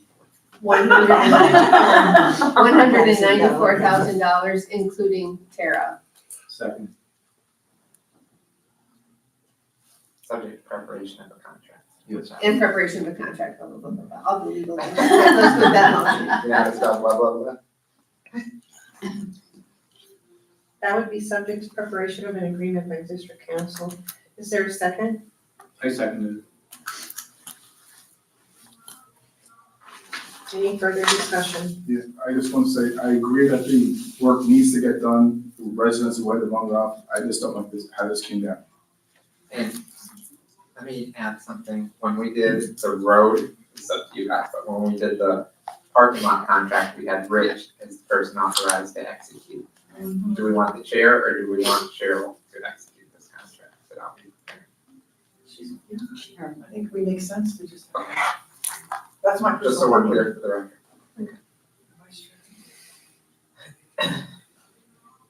Any further discussion? Before we close the joint meeting, I have a question for the board. Well, in the middle we of just need to vote. I understand that. We'll call the vote. All those in favor, please state aye. Uh, Any opposed? Motion carries 4 in favor, 1 against. Okay, So Joe, it sounds like this phase is completed, yes. and I don't anticipate any additional joint meetings. My question is, for the board is the committee moving forward? Is it the wish of the supervisor that the committee goes back to the regular activities that the charter gives the committee, and that is to do all of this work in preparation for the board to review and choose as they please? In other words, are we going to be able to do the work that the charter is asking us to do? Yes, and I think the reason that this came to a joint meeting was because of the scope and the immensity of this project. Remember, when we started this, we were thinking this project was a $500,000 project. So, this has come out much better than anticipated, and I think the scope was what really created the joint meetings, and also the getting it to move along, The rather than timing. going here, here, here, here. So, yeah, I mean, that's my opinion. I think the committee should move on to the Benito project. That was gonna be my question, yeah, I'm good with that. yeah, okay, so that'll be Yeah. next on the agenda. And, Yes, How much fun is that? yes, so is the Get rid next, of the lion. before we close this meeting, the next landscape committee is next Monday? That's That what still was is said. standing, That's what was on the calendar. that's still standing. That's the day after Easter. If the committee's gonna do that, can you include the icky area when you turn in the main gate and it's right at the, if you will, the bank that is, you have the bank here and then the marshy area and then the welcome center. Or that icky area, yeah, we can. Yeah, we'll include the icky area. Okay, so, I will talk to Joe after the meeting about timing, but, Got it. Yes. okay, Yes, so please. we are now closing the joint landscape board meeting, yes? Let's have the committee, if they could, just get a motion to adjourn their continued meeting. Sure. I so moved. Yes. Make a motion to adjourn the joint meetings. Is there a second? Lynn seconded it. All in favor? Karate chop. Aye. Okay, and now our board, a motion to adjourn the continued joint meeting. I'll make the motion. Adjourn. Second. Thank you, All in board. favor? Aye. Okay, we're now back in our regular. Thank you for Thank you, allowing us. committee. Thank you. Thank you, thank you. Good job. Congratulations, Barb. Thank you. Yeah. I'm not sure. Oh, yeah. Like the enthusiasm. So Jason saw this from Showbiz was online. Can we hold off or tell Jason? I can. Okay. So, but just before we, okay, so I think he needs to organize. Yeah, would you? Maybe. Yep, and so I think you're letting Jason in. Hi, Jason. And Hello. hi. So just before we get started, for anybody who's in the room, Keith wouldn't know this yet, but under the microphone has a stack of copies of the presentation material that he's gonna go through with the board. I also have hard copies for the board, it was the appendix, if you want to find it. Yes, okay. You said one. No, I'm good. I can And open up you the- let I got it- yours. Okay, keep passing it down. There you go. Okay, Yeah, okay. that was on my computer. So, awesome. So on the phone, Okay. so on the phone, we have, Jason Soltis. Oh, and by the way, one more thing to folks in the room, and people who are on YouTube. I'm gonna be working with River Club to get this posted on the River Club website. So everybody's gonna be able to see the full deck, including the backup slides that the board's gonna be going through. So Yeah, so on the phone, we have Jason Soltis with Club Insights. Jason did a great job of helping us herd cats at the end. We had some late entrants who jumped in. But Jason, maybe if you could take us through the slides that you put together as the summary here, and we'll go from there with questions, if that's okay. That sounds good, yeah. I'm gonna share my screen so we can kind of stay together going through the slides, but thank you for carving out some time for me to be part of the meeting today, and thank you, I'm sure everyone on here participated with the survey, so we always appreciate that as well. And there's some good stories to be seen this year and to talk about, so let me share my screen and we'll jump in. I can't see anyone, and it's a little hard with a big room of microphones, so please interrupt me or stop, or Joe grab my attention if we need it, so. Jason, hold on a second. You would all need to dial into the meeting, so you can. We've got the slides. We got the slides, we're good, Jason, just tell us what slides are on. Yeah. Okay. It's easier. That sounds good. Hold on. We'll try and go that. So, all right, so I am gonna jump, the first slide is just the cover deck. The second one has kind of a write-up that just talks about what I'm gonna cover today that you can go back to, so I'm not gonna spend any time on that to be respectful of your time, and I've got to close to a hard stop right around 11:30 today. The response stats page. That just is a quick table there that shows how many emails we sent out, always have some bounces, invalid ones, blocks, unsubscribes. We got down to a 36% response rate. Everyone always asks, what's our goal? Our goal is to get as many responses as we can. In most research, people are really thrilled when they get 10 to 15% response rate. In private clubs, we look to get a 30% plus response rate, which we're at here. I would say the range of most of our clubs are anywhere between 28% to high end. We get a few clubs that get around 50% response rate. Always depends on what, topics, issues, things are going on at the club any given year. So good response rate, good number of responses. As you'll see when we get to the demographics page, very kind of representative of what we received last year. The demographics as far as age and gender and some of that did not change much from the previous study, so that's good for tracking purposes. All right, if we go to the next page, the one you have, I was looking at this some over the weekend, my weekend travels, and so I may have made just a slight tweak to some of this. Since you can't share it, I'm just gonna cover it. So when we look at these percentages, these are percentage point increases or decreases. So I did not go through the math, say 5% change, but when you see overall satisfaction is up over 5%, that's 5 percentage points. So simple math on that one that you'll see on some of the slides coming up. One that I added that wasn't on here, we'll see again on slide 6 in a minute, but values up 13 percentage points. Tennis had a big increase of 14 percentage points. Nice to see dining, because I know that was an area of focus and emphasis, and that's a tough one for almost all private clubs we work with, but to see that go up, 7 to 14 percentage points, depending on which item we're talking about there. Staff, I know there was a change in the pro and the change in the GM this last year, but even food and beverage management, we saw increases of 6% up to, you can see the tennis pro, tennis instruction saw leaps and bounds increases of 40 percentage points. And with that, we always find opportunities as well. That's part of doing a study like this. We like to say we're always looking for ways to improve. And so when we see some of our opportunities, a few things that slid from the last one, the landscaping around the clubhouse is down 12 percentage points. The resort pool seating, so again, a specific item there was down 7 percentage points. Availability of the pickleball courts was down 10 percentage points.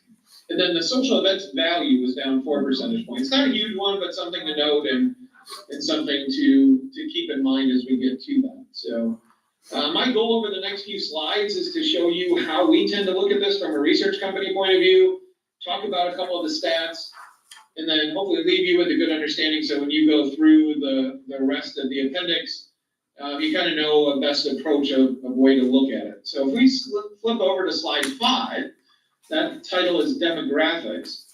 I did just a quick mention of this on the first, but you'll see on the upper left there, gender, only 0.1% differences from the study a year ago. Age categories, we can see that not much change there either in those categories. So again, kind of a stable comparison to the year before. In the middle, you can see how many years have you owned a residence at Venetian River Club. And so here we saw a little bit of a shift, 1 to 5 years is down 3 percentage points, and then that's picked up in the 6 to 10 and 11 and 20. You can see each of those is up 2 percentage points.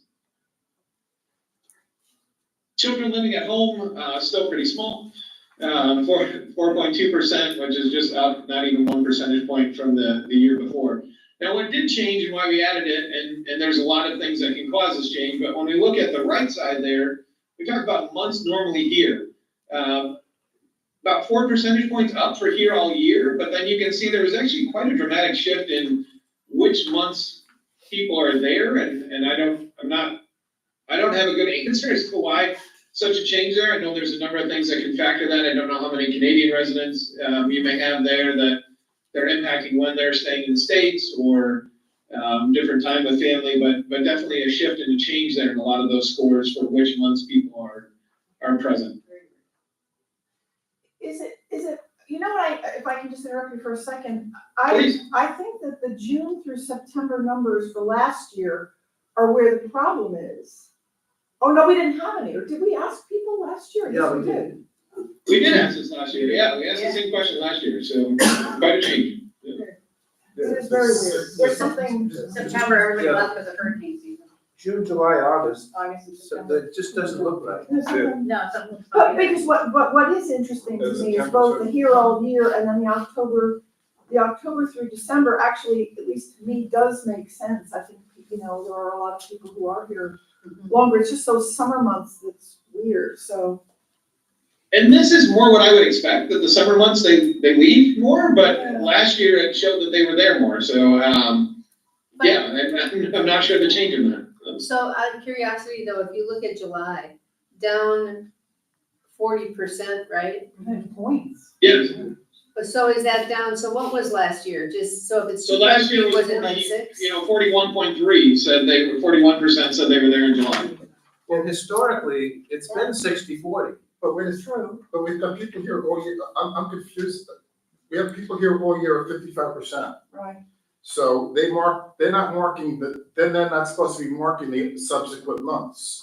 Correct, so that would add on then 55% to those numbers to know who's That's there. probably. So then,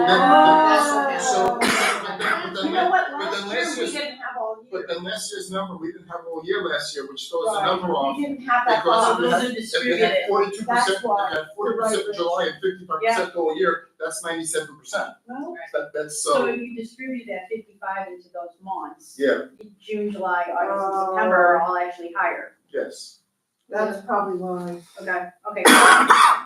Interesting. But what would somebody get? Well, anyway, but ultimately though, I think personally, I think Julie thinks that more people are here longer through the year. For sure, Yeah. without a doubt. And we are seeing that Yeah. across Florida, I will say that we're seeing people extend their time, in our Florida clubs, so that would match what we're seeing in other clubs. Yeah, so we've got 80% through May, and then, Right. June, people now leaving in June. Right, So with 60% basically in the summer months. right, which is Such- what I which think is- it showed last year, Yeah, was which- about 60. Yes. Yeah, exactly. Something else to keep in mind, and I didn't bring it up when you got to the responses, but I noted we've got a significant decline in the number of respondents. Yes, So it's 220 less than last year. correct. Correct. And in '23, we had almost 1,200. Last year was 964, and this year it's 744. So the number of respondents is going down dramatically. And I don't know how that changes all of this. Well, that's where we like to look at the left side of this demographics page to say, is one group represented more than another, when it comes to age, tenure, gender, and there are not many changes when we look at the percentage there. No. Like I said, the one down. So I think it's still very representative of the membership, but yes, I think we want to look at some ways to, whether that's some communication efforts throughout the year, maybe some incentives next year. What do we do to boost that number? Well, it doesn't Like I change, said, it doesn't change necessarily the demographics, but it may influence other answers. Because people who took the time to respond maybe more opinionated, if you would, one way or the other, however. Right, that's But it. it just, to me, It could be, but usually we would see that across demographics of a change too.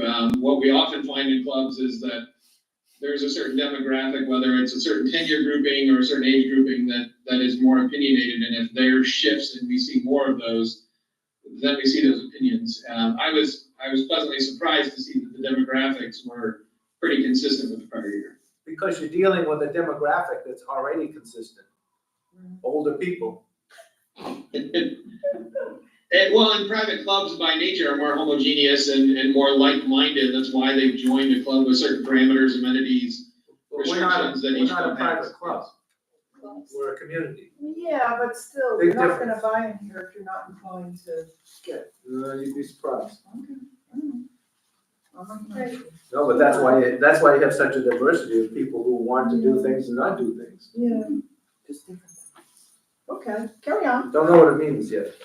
It's very deep. Well, one of the things that I was pleasantly surprised to see on the next page, if you flip over to the member sentiment, so here we're asking about willingness to recommend value, and value is a big increase this year. We can see that that's up 13 percentage points on that top two box score, now 0.4 on the mean score. So all of these went up, but the value was a significant increase.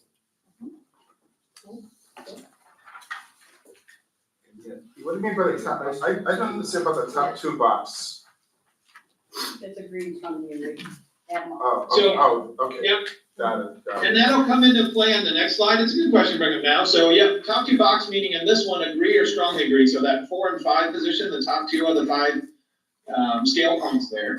On this one, there is not a not applicable. When we go to the next slide, this is kind of that first unaided recall. Here's a number of the amenities, everything we ask about at the club.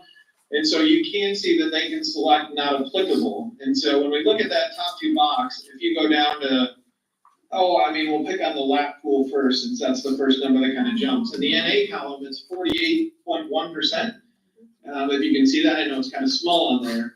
When you look at the top two box, we're not just gonna add the 4 and 5. So the way that these tables work, 1 through NA is what the community members could respond on the survey, so that totals up to 100%. The top two box score and the mean score are calculated on just those that answered a 1 through 5. So here we're seeing a little bit of usage too, that NA on the lap pool, 48% said it's not applicable for them to score that. So again, then we would not just add the 16 and the 12, but out of those that scored a 1 through 5, 55% gave you a top two box score, which is an increase from the year before. So it's nice to see so many green numbers on this one. You can see pickleball slid just a little bit at 2.2 percentage points down on that top two box score. But this is where I was pulling some of those increases from the other one. We can see that tennis went up almost 14 percentage points here, 13.6. So we tend to look at, obviously, the top two box first. That's why it's there. If I see something that went down or a lower score, then I start to look and say, okay, what are kind of in the bottom two box area? What do we have creeping up in that bottom two box area?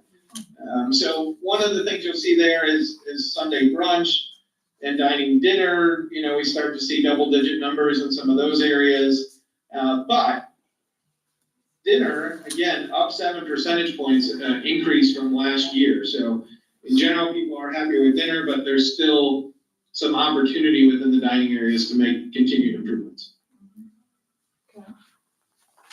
So this one is a big table, a lot of information that's kind of performance only. One thing that our company does in the analysis, and the next page is kind of the legend to that, is to say, all right, let's do some correlation analysis so we don't have to ask importance on every single question.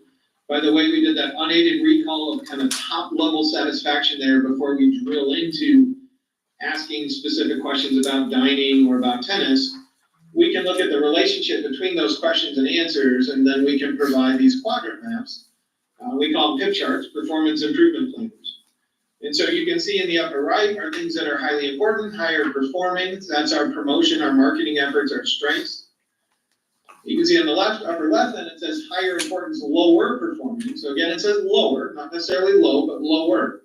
Because the line that divides those is going to be drawn at the average. So we're going to cover this on the next slide, but that's drawn at the average in both cases to kind of drive, all right, if we can't work on everything, how do we set some priorities? And so then the lower left is our secondary improvement efforts. The lower right is areas we want to maintain.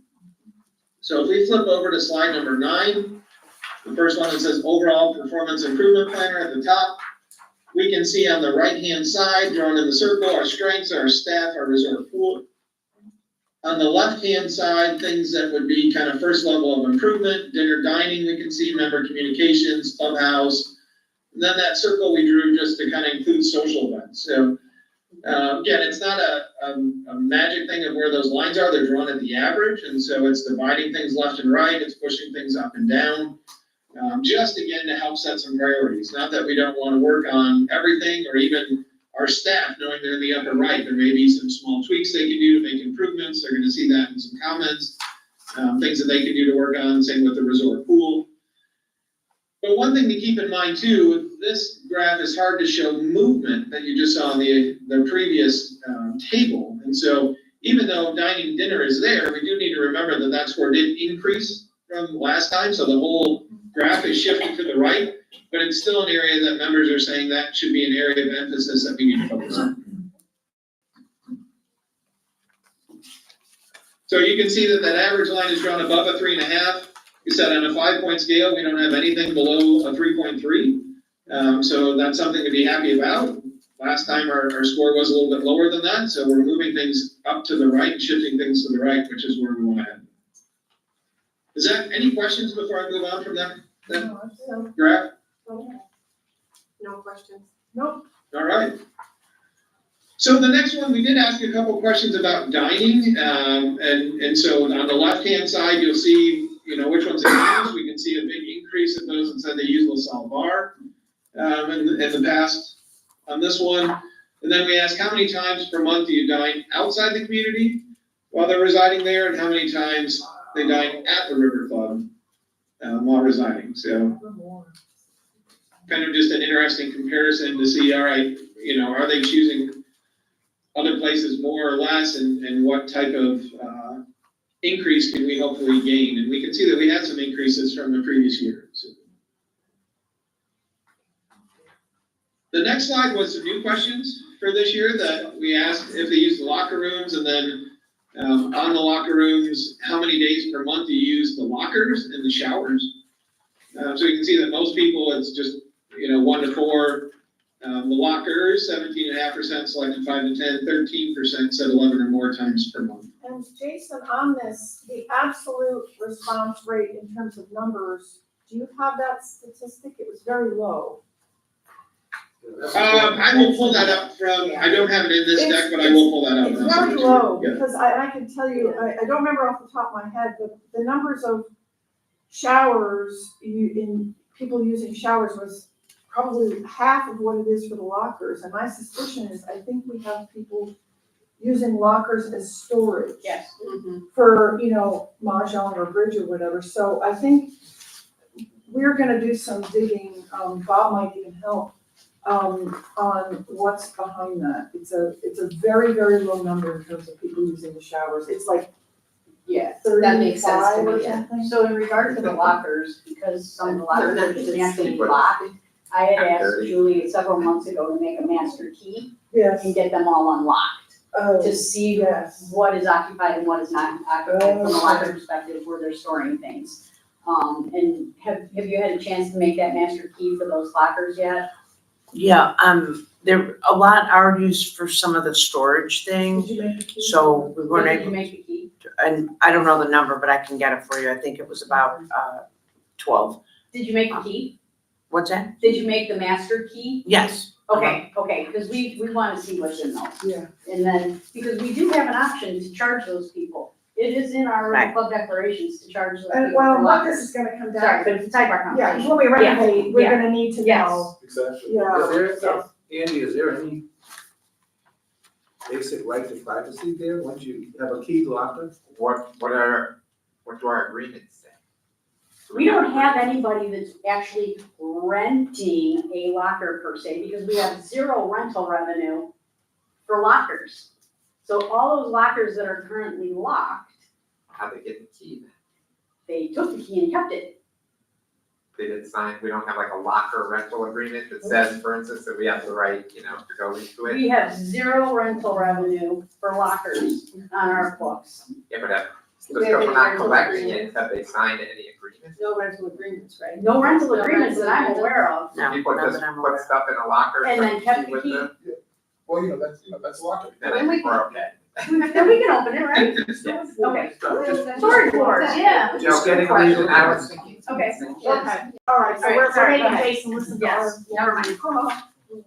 No, I'm always intrigued by all the different things that survey questions bring up for discussion, so Yeah, that's fun. Yeah, that's a spending question, so, okay.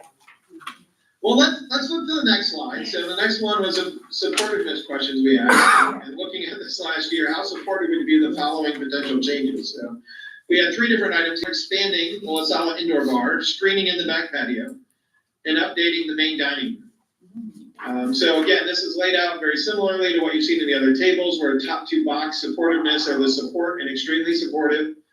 So you can see the most support about screening in the back patio. And then next would be expanding La Sala indoor bar at 53%. What I always find interesting in these is to then look at how polarizing these issues might be. So updating the main dining room, since that's the bottom of the table, let's take a look at that one. We've got 44.8 on the top 2 box area, but you also have 27.4 over a quarter, of the people responding said, no, I'm not at all supportive or not supportive of updating the main dining room, so. Is there any way to correlate the people that don't use, that answered NA for dining to these responses? Because obviously. We absolutely can cross-tab that for you, yes. Because obviously the people who don't use it are gonna be not likely to wanna, if I don't use the dining room, I'm not gonna, I don't care. I don't care, I'm not gonna spend for it. Right. Except so if it's house supported, you'd think they'd wanna weigh in, right? Right, like if you updated that wood icon, for those that weren't, but let's cross-tab it and take a look at both of those. That's the nice thing with the cross-tab. It'll show you those that didn't use it, how supportive they were. Those that did, where they're at. They may think it's fine, and they don't want it updated as well, so let's take a look at it. Okay. Thank you. So I always find these interesting because, sometimes at 60%, 62%, it may be make sense and an easy decision. Yeah. Even at a 45 or 53%, it still may make sense, depending on what the financial ramifications are for all, and are there some things we can do to address the concerns for those that aren't supportive?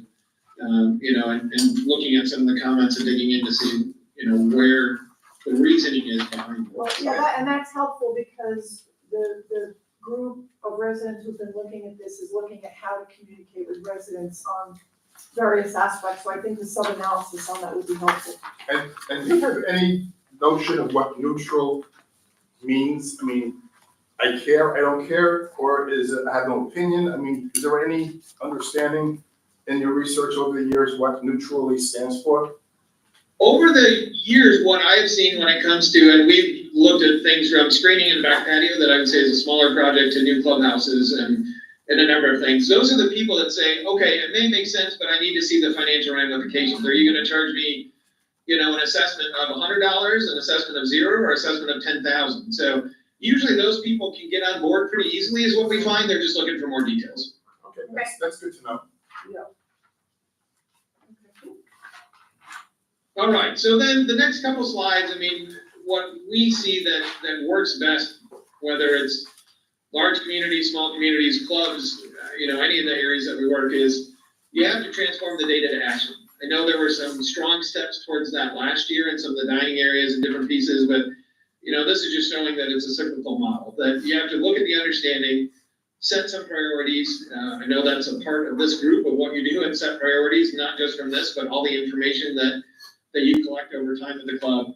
What are specific action plans? How do you execute against that? And then really we should be celebrating. Like there should be some celebrating about the value going up. It should be talked about that the dining went up and we're gonna look to continue to improve that. We need to celebrate those successes, let people know.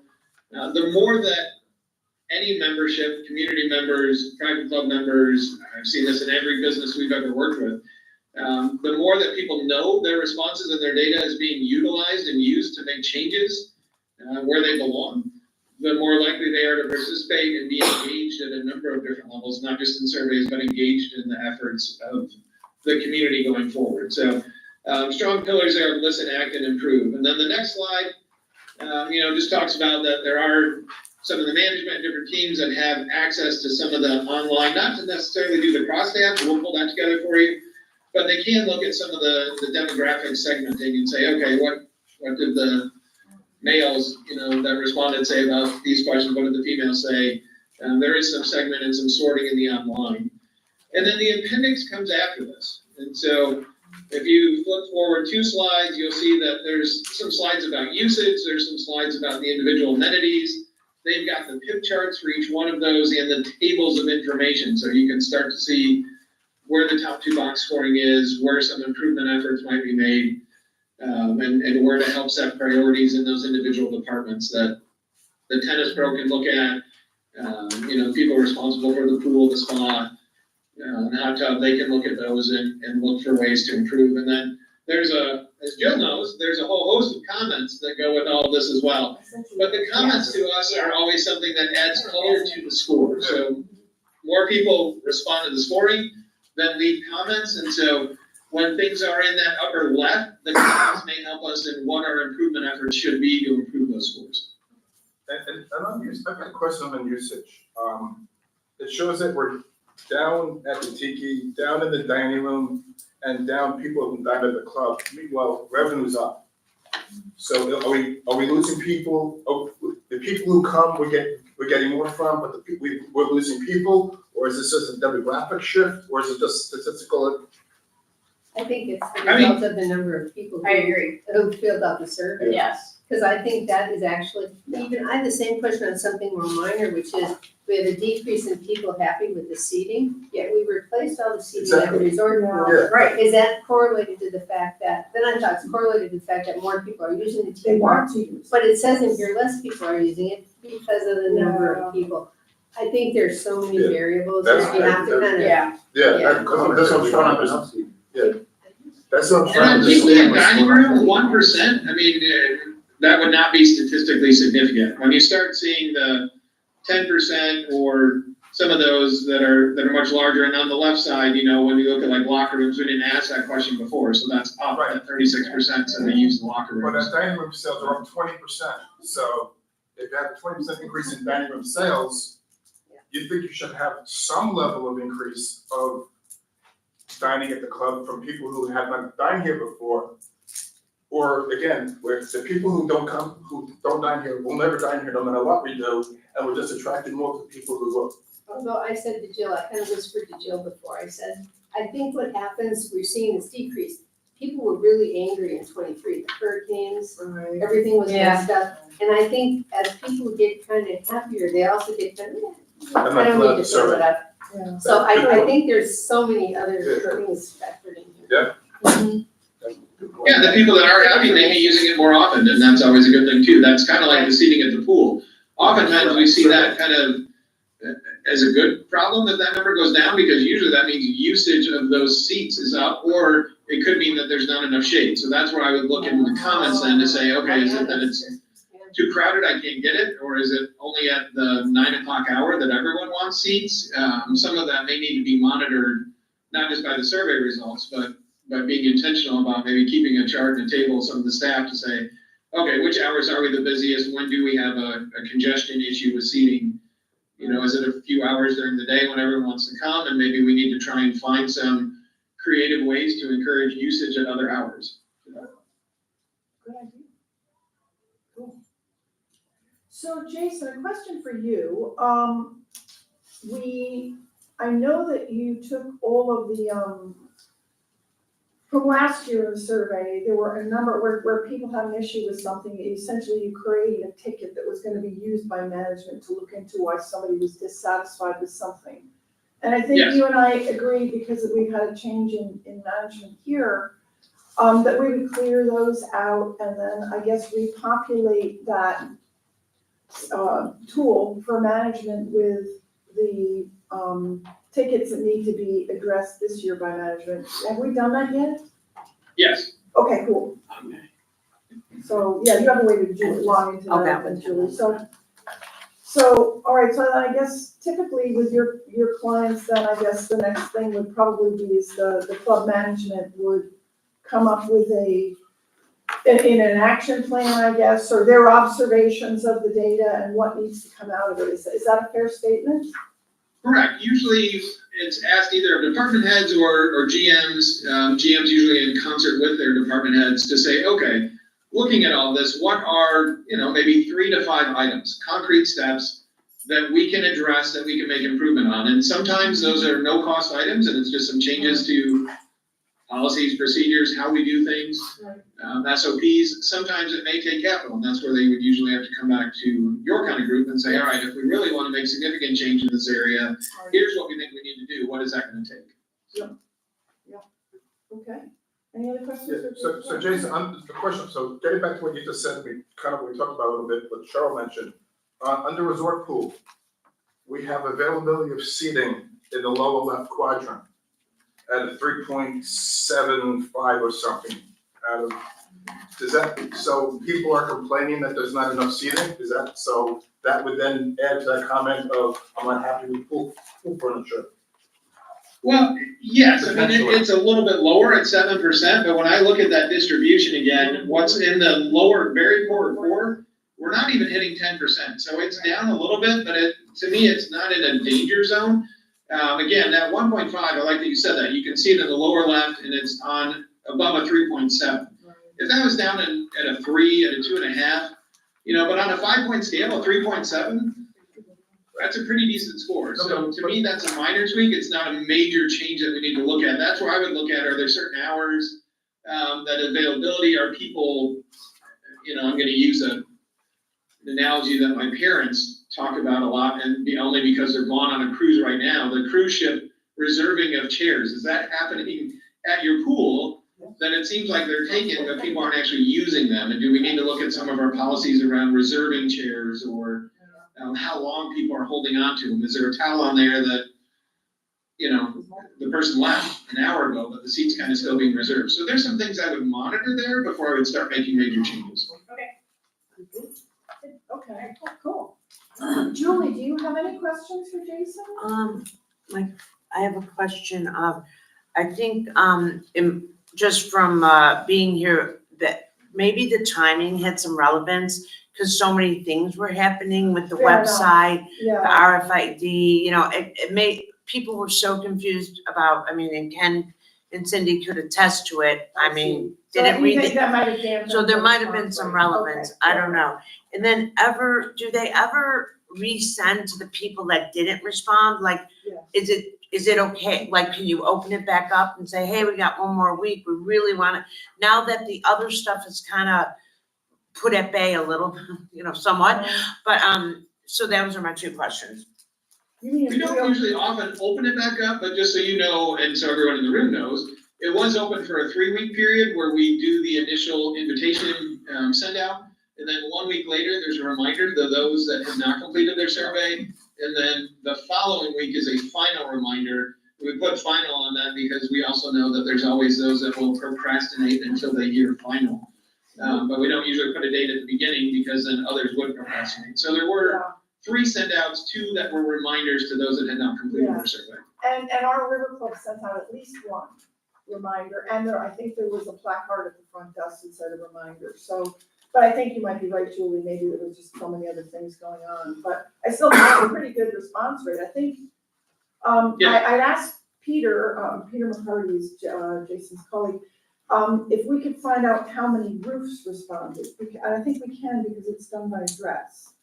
So it would be, and I think. Yeah, we can look into how many households responded. Yeah, because we only filled out 1, for example, of mine, and I think in a community of our size, statistically significant would actually be somewhere around 30% would be considered statistically significant for this kind of study. So we might have come close to that. So we'll see, but yeah, we're gonna get that question answered too. Thank you. Great. And you'll do a sub-analysis then for us on the dining usage to the improve on those scores, yes. Yes. Yeah. Yeah, okay, cool. All righty. Anybody else have questions or can we wrap it? All right, thank you, And if Jason. you do, please just funnel them through Julie or Jill, you guys know how to Yes. get a hold of us, and we'd be Yes. happy to Yes. look at anything we need to, so. Yes, super. Thank you, Jason. Great, thanks for your time, Take have a care. great day. Thanks. Bye.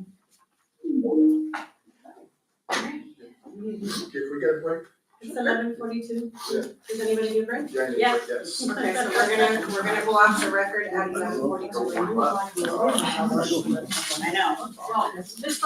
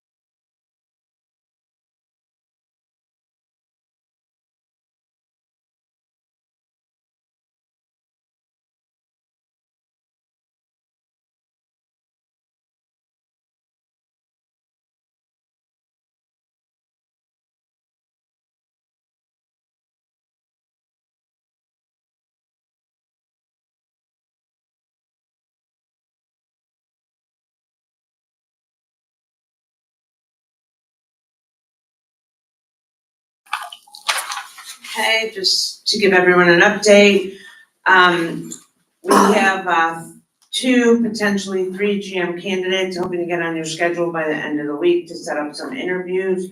I'll send out an email, if you can all respond to me separately, I'll put that on there. We have Eddie Jacobs from Kings Point helping do some training with Steven.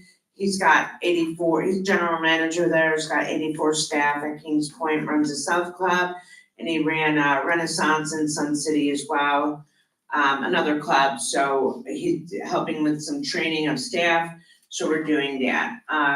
Let's see, the pizza program now is 100% in full swing.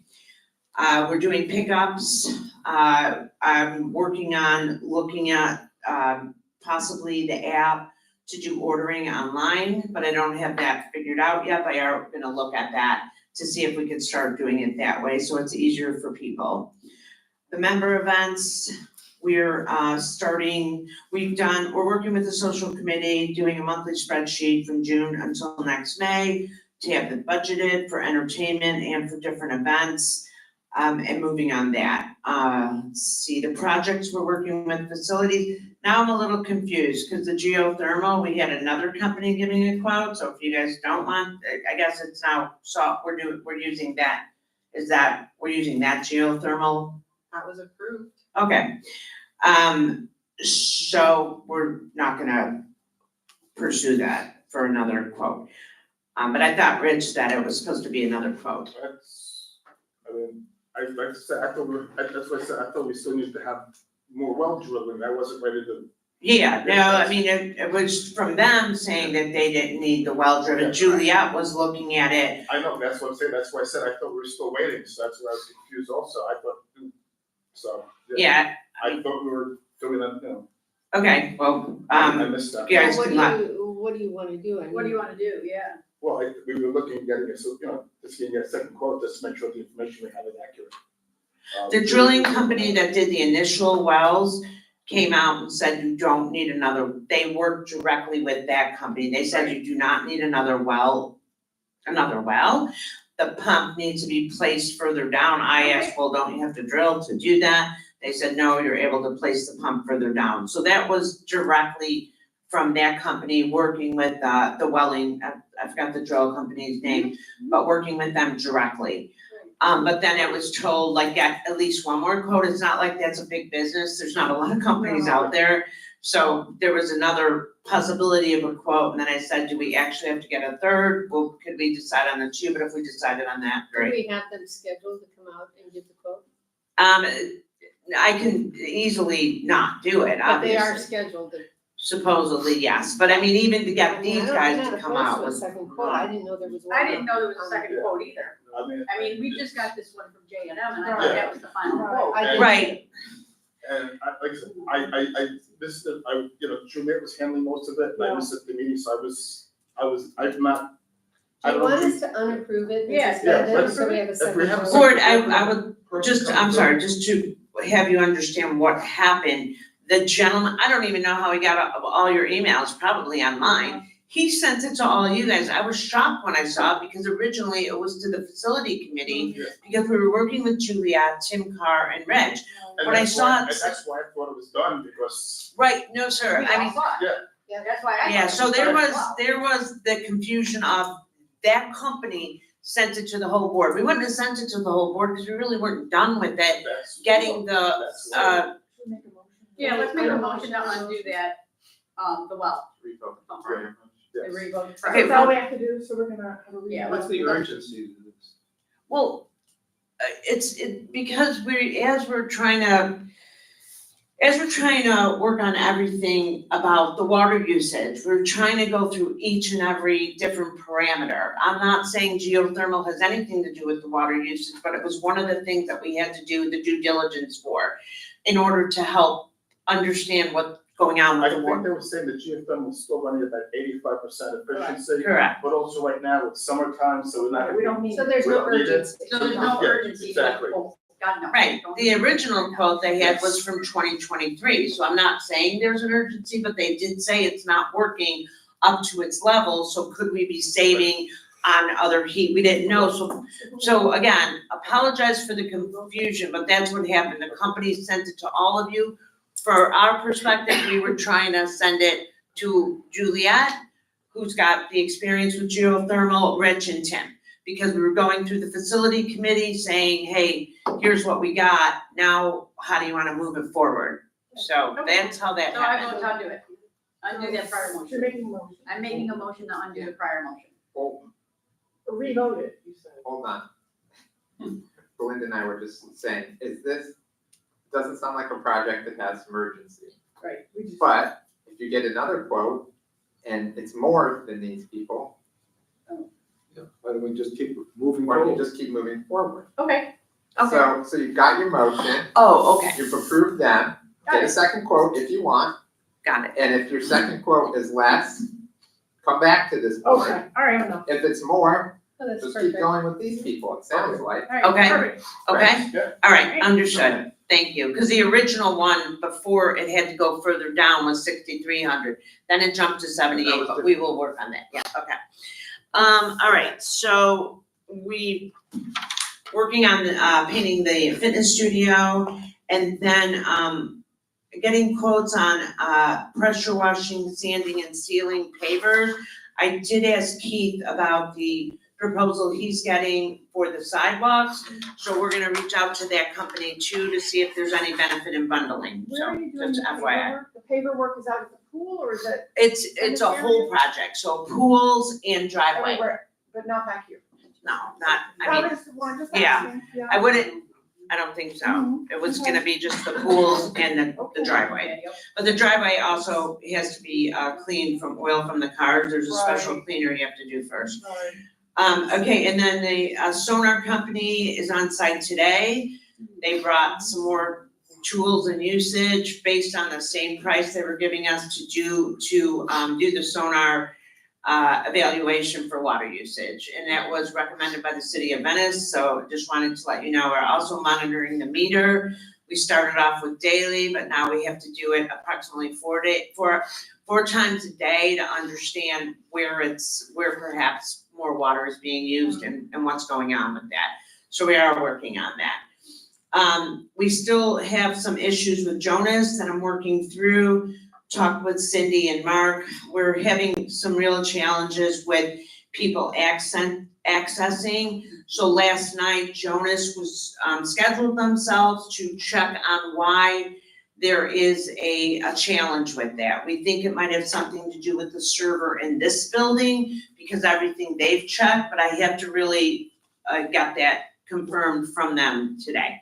So that's kind of where we're at. Why would the server here have just an impact at 8:30 on Sunday night? Well, I think I don't think it's just Sunday night. From people contacting me, I think there's other times. So I'm not really sure. I don't know if that's when it's updating. I don't know, Okay. Cindy. I don't wanna tell you the wrong Software information. is on our service here, it's not in the cloud. There's multiple communication methods, so there's like, I don't wanna get into the details, but there's like Encore, there's an email server, there's the Jonas web server. Some of the stuff is out on the cloud, but there's also the communication stream. There's not data sitting on a server here. It's in the cloud. All of our information is in the cloud. What she's referring to is the server that sends the signal out to the cloud. That's what she's. Yes, ma'am. But I've seen in the There's no quote, data sitting here. No.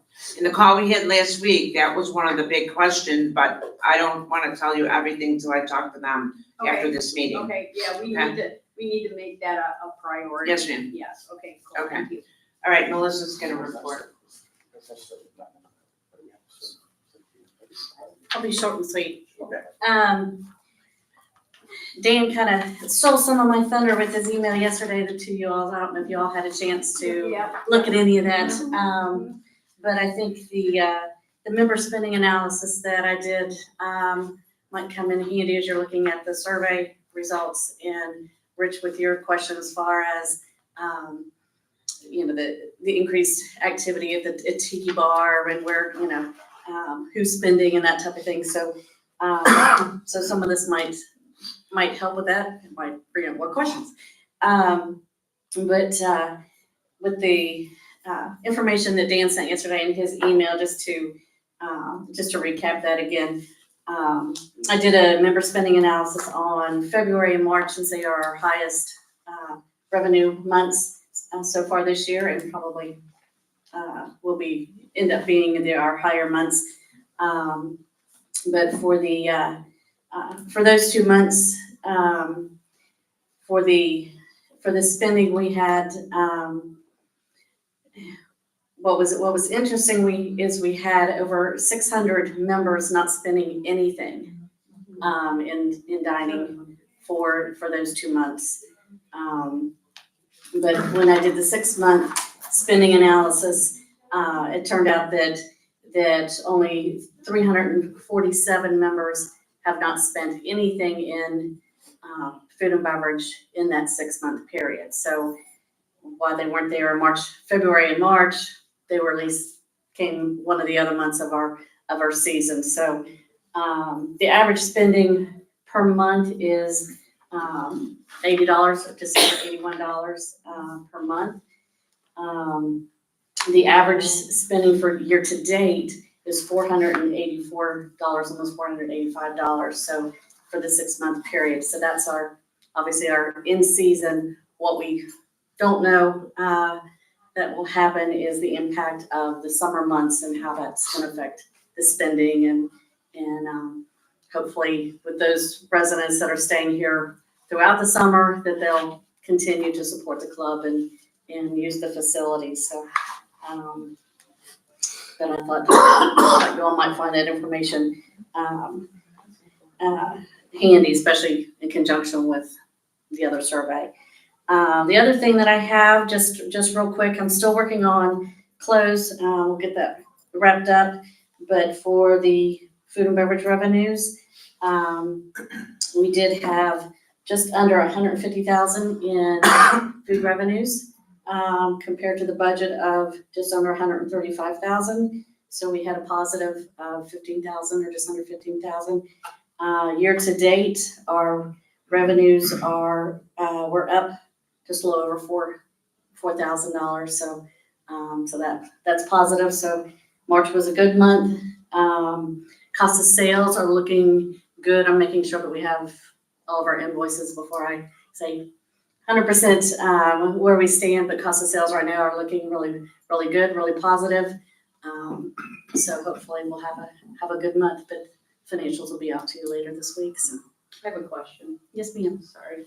So you count 1,367 homes, which is our total homes in this community, but you're saying you didn't include any tenant revenue. Those are actually households that you have to actually back out of that 1,377. So when you say that X number of households have not spent in this community, it's not as big of a number as we think, because a certain percentage of these 1,377 homes are tenants, which are not included in the number that you provided us. Yeah, some of the, I didn't, for when I ran the reports with the parameters, I didn't include the tenants and their activities. So when I get through close, I can go back and try to capture some of that as well. But we're just trying to focus on what the member. Why wouldn't you? Yeah, that was gonna be my next question. Because Thank you. I mean, we have tenants who reside here year round. Right.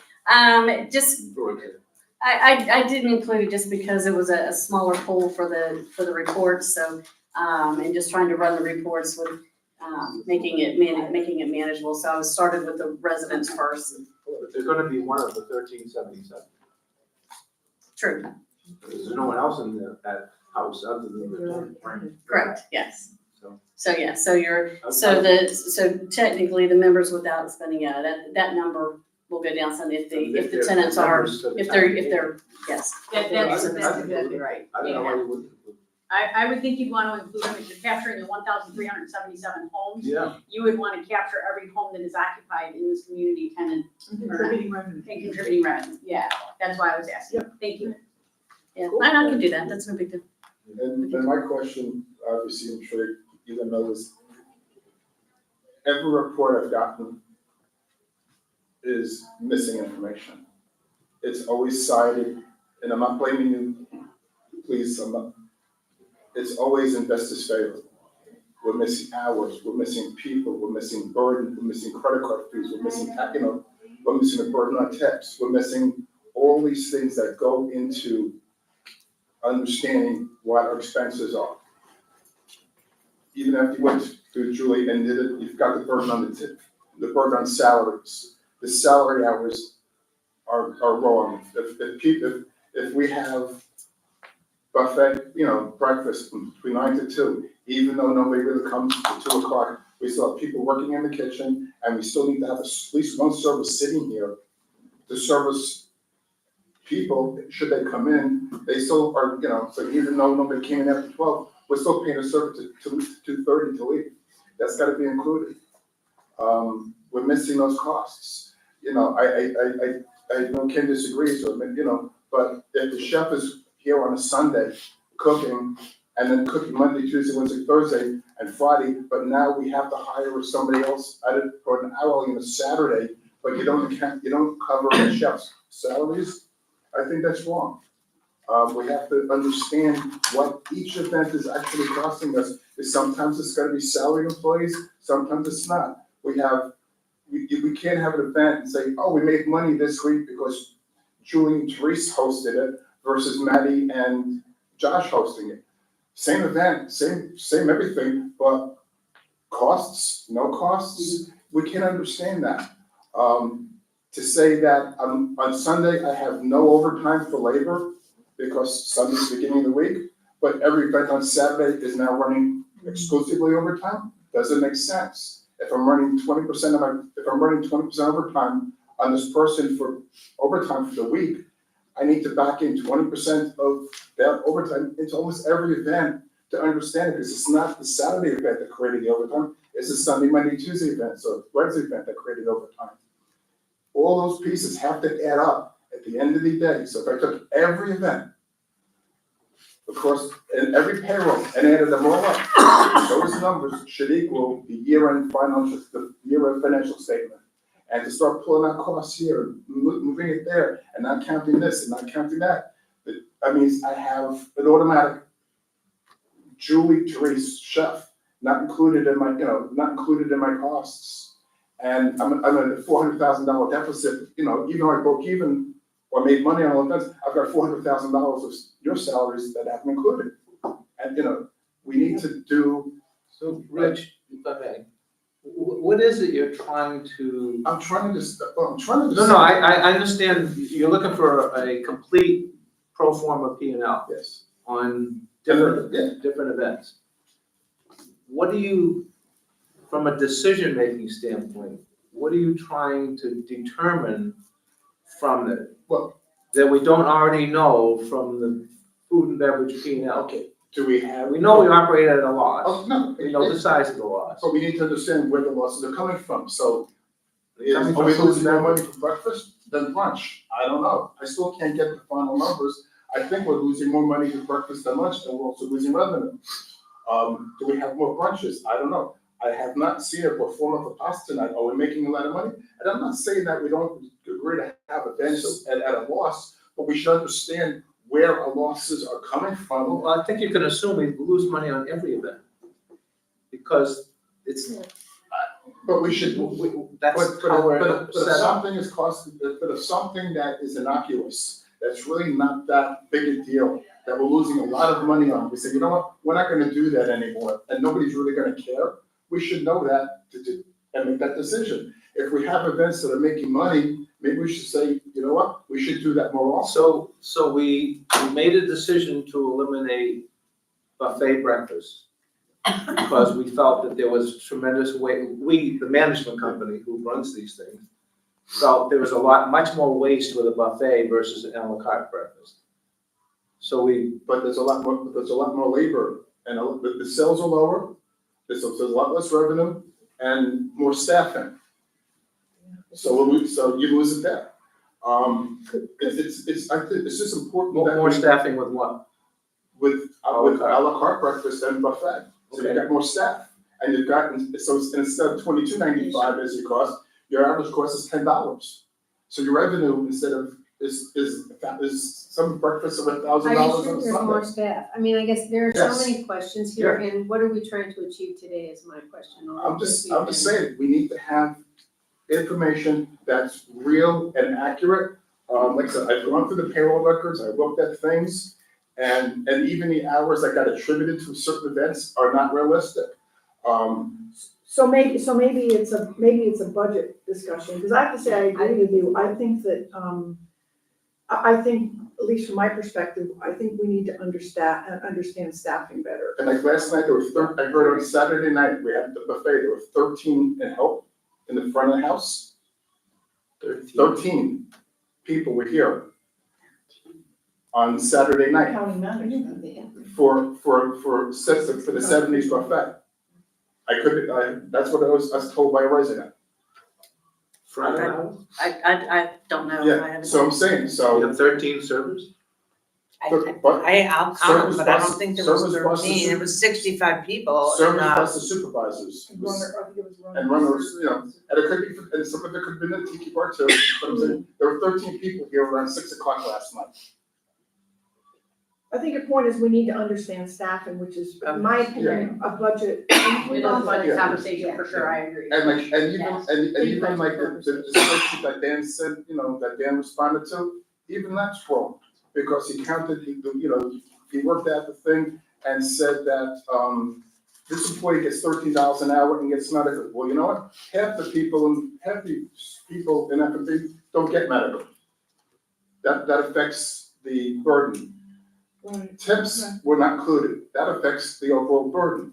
He included holiday days and vacation days into The burden is cost. the burden. The burden Burden is is the a burden, it contracted doesn't rate. affect anything, it's contracted rate. Plus 30%. It's 30% for some of the people, it's 18% I for know, others. but I'm saying, but So let's not keep saying 30%, please. It's a blended rate. It's 30 for full-time and 18 for part-time. So supervisors, We're we're Yeah, coming yeah, in, yeah, yeah, today. We're gonna be in the 3-hour mark. Yep, yep. I would suggest you hold a workshop, maybe with Vesta, to Yeah. review these Okay. things, so that you can outline all of these issues and discuss them. Yep, thank you.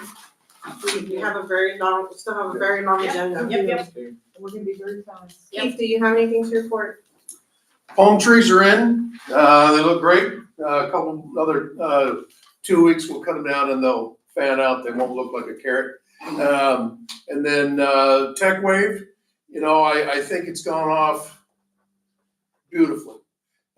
We've had some hiccups, okay, with a project of this size, you're gonna have some hiccups. But I think we flowed with it, we captured it and we drove through it. The volunteers were fantastic. You have 2 of them sitting right here that were here, a lot of the times. I think Ken actually put a tent in the room over there and a cot. And so he was here, quite a bit of that time. But, I think the app was probably the biggest thing, that, had some hiccups and it's just not knowing how to use it or to use it. But that'll get cleared up with time and actually getting comfortable with it. The front gate, some people said, well, there was such a backup. Well, yeah, there was some backups because people hadn't registered. All right, if you didn't register, you ain't coming in. You gotta come through the front, you gotta come through the guard side, and that's gonna slow things up. Well, they started coming in, and so when I came in this morning, there was nobody there. So it's catching up with it. A few more hiccups with the scanner and those type of things, but we are looking at another program maybe to add with TechWave, which is a phone service. The residents do not have to call the guardhouse. They'll call a phone number, right? I've got to get all the logistics down on it, but they'll call it. It'll automatically record what they say, and the guards over the gatehouse, when they have a moment, can go through all that rather than have to answer a phone. They'll put it in themselves, and it'll be a much smoother.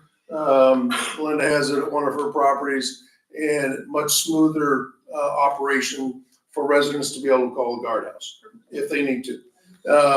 That is $100 a month, okay? there is another side of this that Ken and I are gonna look at, and we'll get back with you on it. But, I think that, it's gone off beautifully. You can armchair quarterback it, I guess, all you want, but, at the end of the day, I think we're gonna be, happier. The grates are in. I talked with the golf course about grates. They were saying that they belong to us because they were put in to prevent the community from flooding. And I looked at Jay and I said, no, I don't think so. They're in the middle of your property, so they're to help drain the golf course. So, a little push on that, but when you got 23 of them at $2,000 to $3,000, you know, he's sticker shock. So, but other than that, you know, we're just clicking along with those things, and you know, playing with the new owl. We can take him out and feed him here in a bit, and we'll just keep making that so that's better. And He's been working okay this morning? the who? He's been working okay this morning? Oh, yes, we have more people watching than we ever have. Okay. Awesome. I mean, usually it's, you know, 4 or 5 people. Now there was 12 a minute ago. Wow. So, I want to see a minion now. That's all I see too, is I just see the minion. Yep, we just need the guy Yellow going. shorts and yellow. Go, keep one question. You had mentioned, we spoke about, I'm sure with Tech Week, maybe about some kind of speed bump or something for the.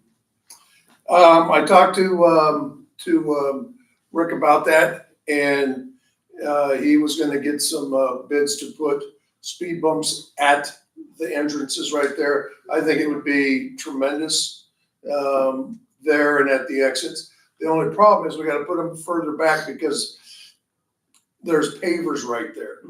And so we don't wanna, if we have to dig up the pavers, we won't have to dig up the speed bumps as well. And we might be able to look at a different type of speed bump. The reason that we changed from the rubber mats out here is because they were eating away at the underlying asphalt. So we just made them asphalt and got rid of that issue. So we'll take a look at a couple of different options, and I mean, it's not an expensive process, but I think it's gonna slow things down and save a lot of. We're gonna have parking lot paving guys here over the summer. If we could just tie that in, the here with equipment. Yeah, that would try to make some sense if we could. So since we're talking about the gate, Keith, I just wanted to ask you all, and I've talked to Keith about this and Andy as well. The idea about putting a sign on the visitor's side, partway up the island, that says, you know, have your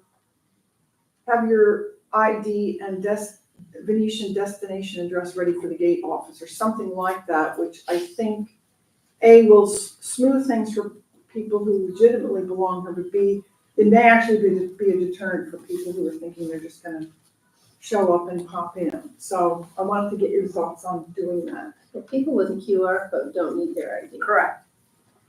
All they do is flash the QR code and Correct. And is that working? Yeah, well, Well- working for Mike. Essentially. And some are having some, with the QR code, they're having a little bit of issues. I talked to Paul about that today. If they have a printed sticker in their car, all right, not a sticker, but a paper pass, that scans beautifully and works just as well. But the QR codes are having a little bit of trouble. That's one of the hiccups that we're overcoming with that. I will say this. But they will. Is that, so I was testing some stuff with Truman and Pam, and they sent me a permanent QR code. Those QR codes update every 30 seconds. Yeah. So anybody that's trying to take a picture of it or trying to keep it in their wallet, it's not gonna work. It right. actually has to be it has to be live. So, you know, it'll update every 30 seconds, like I said. You have to show your phone. You actually have to show your phone with the web page open on that QR code. I showed it to David Moy yesterday, so he's aware of it as well. I've seen it. So anybody But that that's could good. be something to do with it as well. Yeah, and this is for permanent They can't share. guests. So like, they set me up as a permanent guest, so I can come in anytime, but that QR code's updating every 30 seconds on me. Yeah, Because it's something we shouldn't be getting involved. Well, only, in. but you have to go back to the portal, unless you're keeping that. I do, Open like, so all if I the kept time. the text open, like I have the text still, I launch the text and it sends me a QR code because they've got me listed as a permanent resident. Now, I'm just obviously testing this, obviously I'm not doing anything with it, but yeah, so if Yeah, I that's keep someone the to follow. text, So how does it? You know, that might be the issue with some of it is because they don't realize that their QRF code is null and void now. correct. And they have to call So and you gotta- make it. So if I set my son up as a, and he doesn't come here for a year and a half, he's gotta save the text. Or you send them a new one, Or if he's got the text, he can just link back into the portal. yeah, Just click on the portal again. so I've got Truman's, He's got download, they gotta download the portal too, that's what I'm saying. no, When you No. set him up as a permanent No. guest, you set them up as a permanent guest, and you send an e-pass. and I got this e-pass on Okay. Wednesday, go ahead, Ken. So what you get is a message saying, click on the portal, the link to the portal. That brings you to the QR code. Right. So But that's- after that goes away, if you can save that text, and then the next time you come, link back into the portal and you get it. But I'm saying, but that text, if it comes a year from now, that text is gonna be If you save it, 400 texts down, he's gotta scroll through hundreds of texts to find, well, there's no way he can. Or send them a new one. no, you send them another e-pass. Yeah, you send them another e-pass. And he can still come from the front gate and tell them that, Yeah. hey, I'm going to 105 Valenza Loop, and they looked it up and on they go. So, Yeah. No, I don't think it's too far away, but supposedly the next software update from TechWave will allow you to save that in your wallet. Oh, good, that'd be good. Yeah. Okay. Any other questions for Keith? We'll set the sign thing aside from. Yeah, sorry about No, that. that's all right. It was a completely different purpose. It Yeah. probably don't belong here to begin with. Right. On my end, I did prepare the protocol for accidents or injuries and Great. incidents on site. Reviewed it with Andy and reviewed it with insurance as well, so I'm gonna send that over to the board. And I'll also send it over to Julie. If there are any questions or changes, just let me know once you receive it, I'll send that over. It's pretty cut and dry, so it's a few pages long, but nothing major. But that's completed. I am gonna let FDEM know that we're not gonna be filing a second appeal, so I'll send them a correspondence on that. And then we did discuss possible budget workshop dates. I'm going to be sending the worksheets over to Julie this week. The new assessment schedules have been prepared, so Vesta can start working on their portion of the River Club budget. So for potential workshop dates, I know that there's some travel schedules. So we have a meeting on May 12th. I don't think that that's enough time for Vesta to at least, complete the draft of the budget. So do we want to schedule something before? I'm not gonna meet on the 26th. We're not. We don't have one meeting. We only have one meeting actually in May. So we can probably schedule something the week of the 19th or the week of the 26th May. of May. So you plan to approve it at the June. Can we do the week of 19 because I'm out? The week of the 19th, I'm out the following week as well. Yeah. Okay. So do we want to do it on the 21st? That's my first opening on my calendar. Sure. Or we can do it on Friday, the 23rd. I like Wednesday. I like Wednesday. I gotta change something once. Yeah, I do, but it's nice change. I can change it, but I just put it in here. That's early. Yeah. Okay, so Wednesday, May 21st. 9:30? Do you want to do 9:30 or 10 o'clock? What's easier for everybody? 9:30 works. 9:30 is fine. Okay. You don't need me. Right? Unless you're dying to come. No, I got other stuff. Okay, Julie, you're okay for that date? I don't think she did. Julie? Yes. Okay, Melissa? okay. Okay, so we'll go ahead and run an ad for this. do you want it YouTubed? Personally, I think we should. I'm okay with that. I agree with that. Bring me. Yeah, really. So our next regularly scheduled meeting will take place on April 28th, 2025 at 9:30 a.m. And just as a reminder, this is when you have your rulemaking as well. Any questions for me? Budget workshop, budget workshop. The budget workshop's gonna be on the 21st. No, but I mean, are we having pre-meetings? We usually have meetings beforehand to go through budget documents. Or is that gonna be everything on the 21st? Everything on the 21st. Okay. But are you gonna hold a regular workshop at, next meeting, 8:30? Personally, I think we should. Okay, so since these meetings are so close together, if you have workshop or agenda items, please try to get them to me as soon as you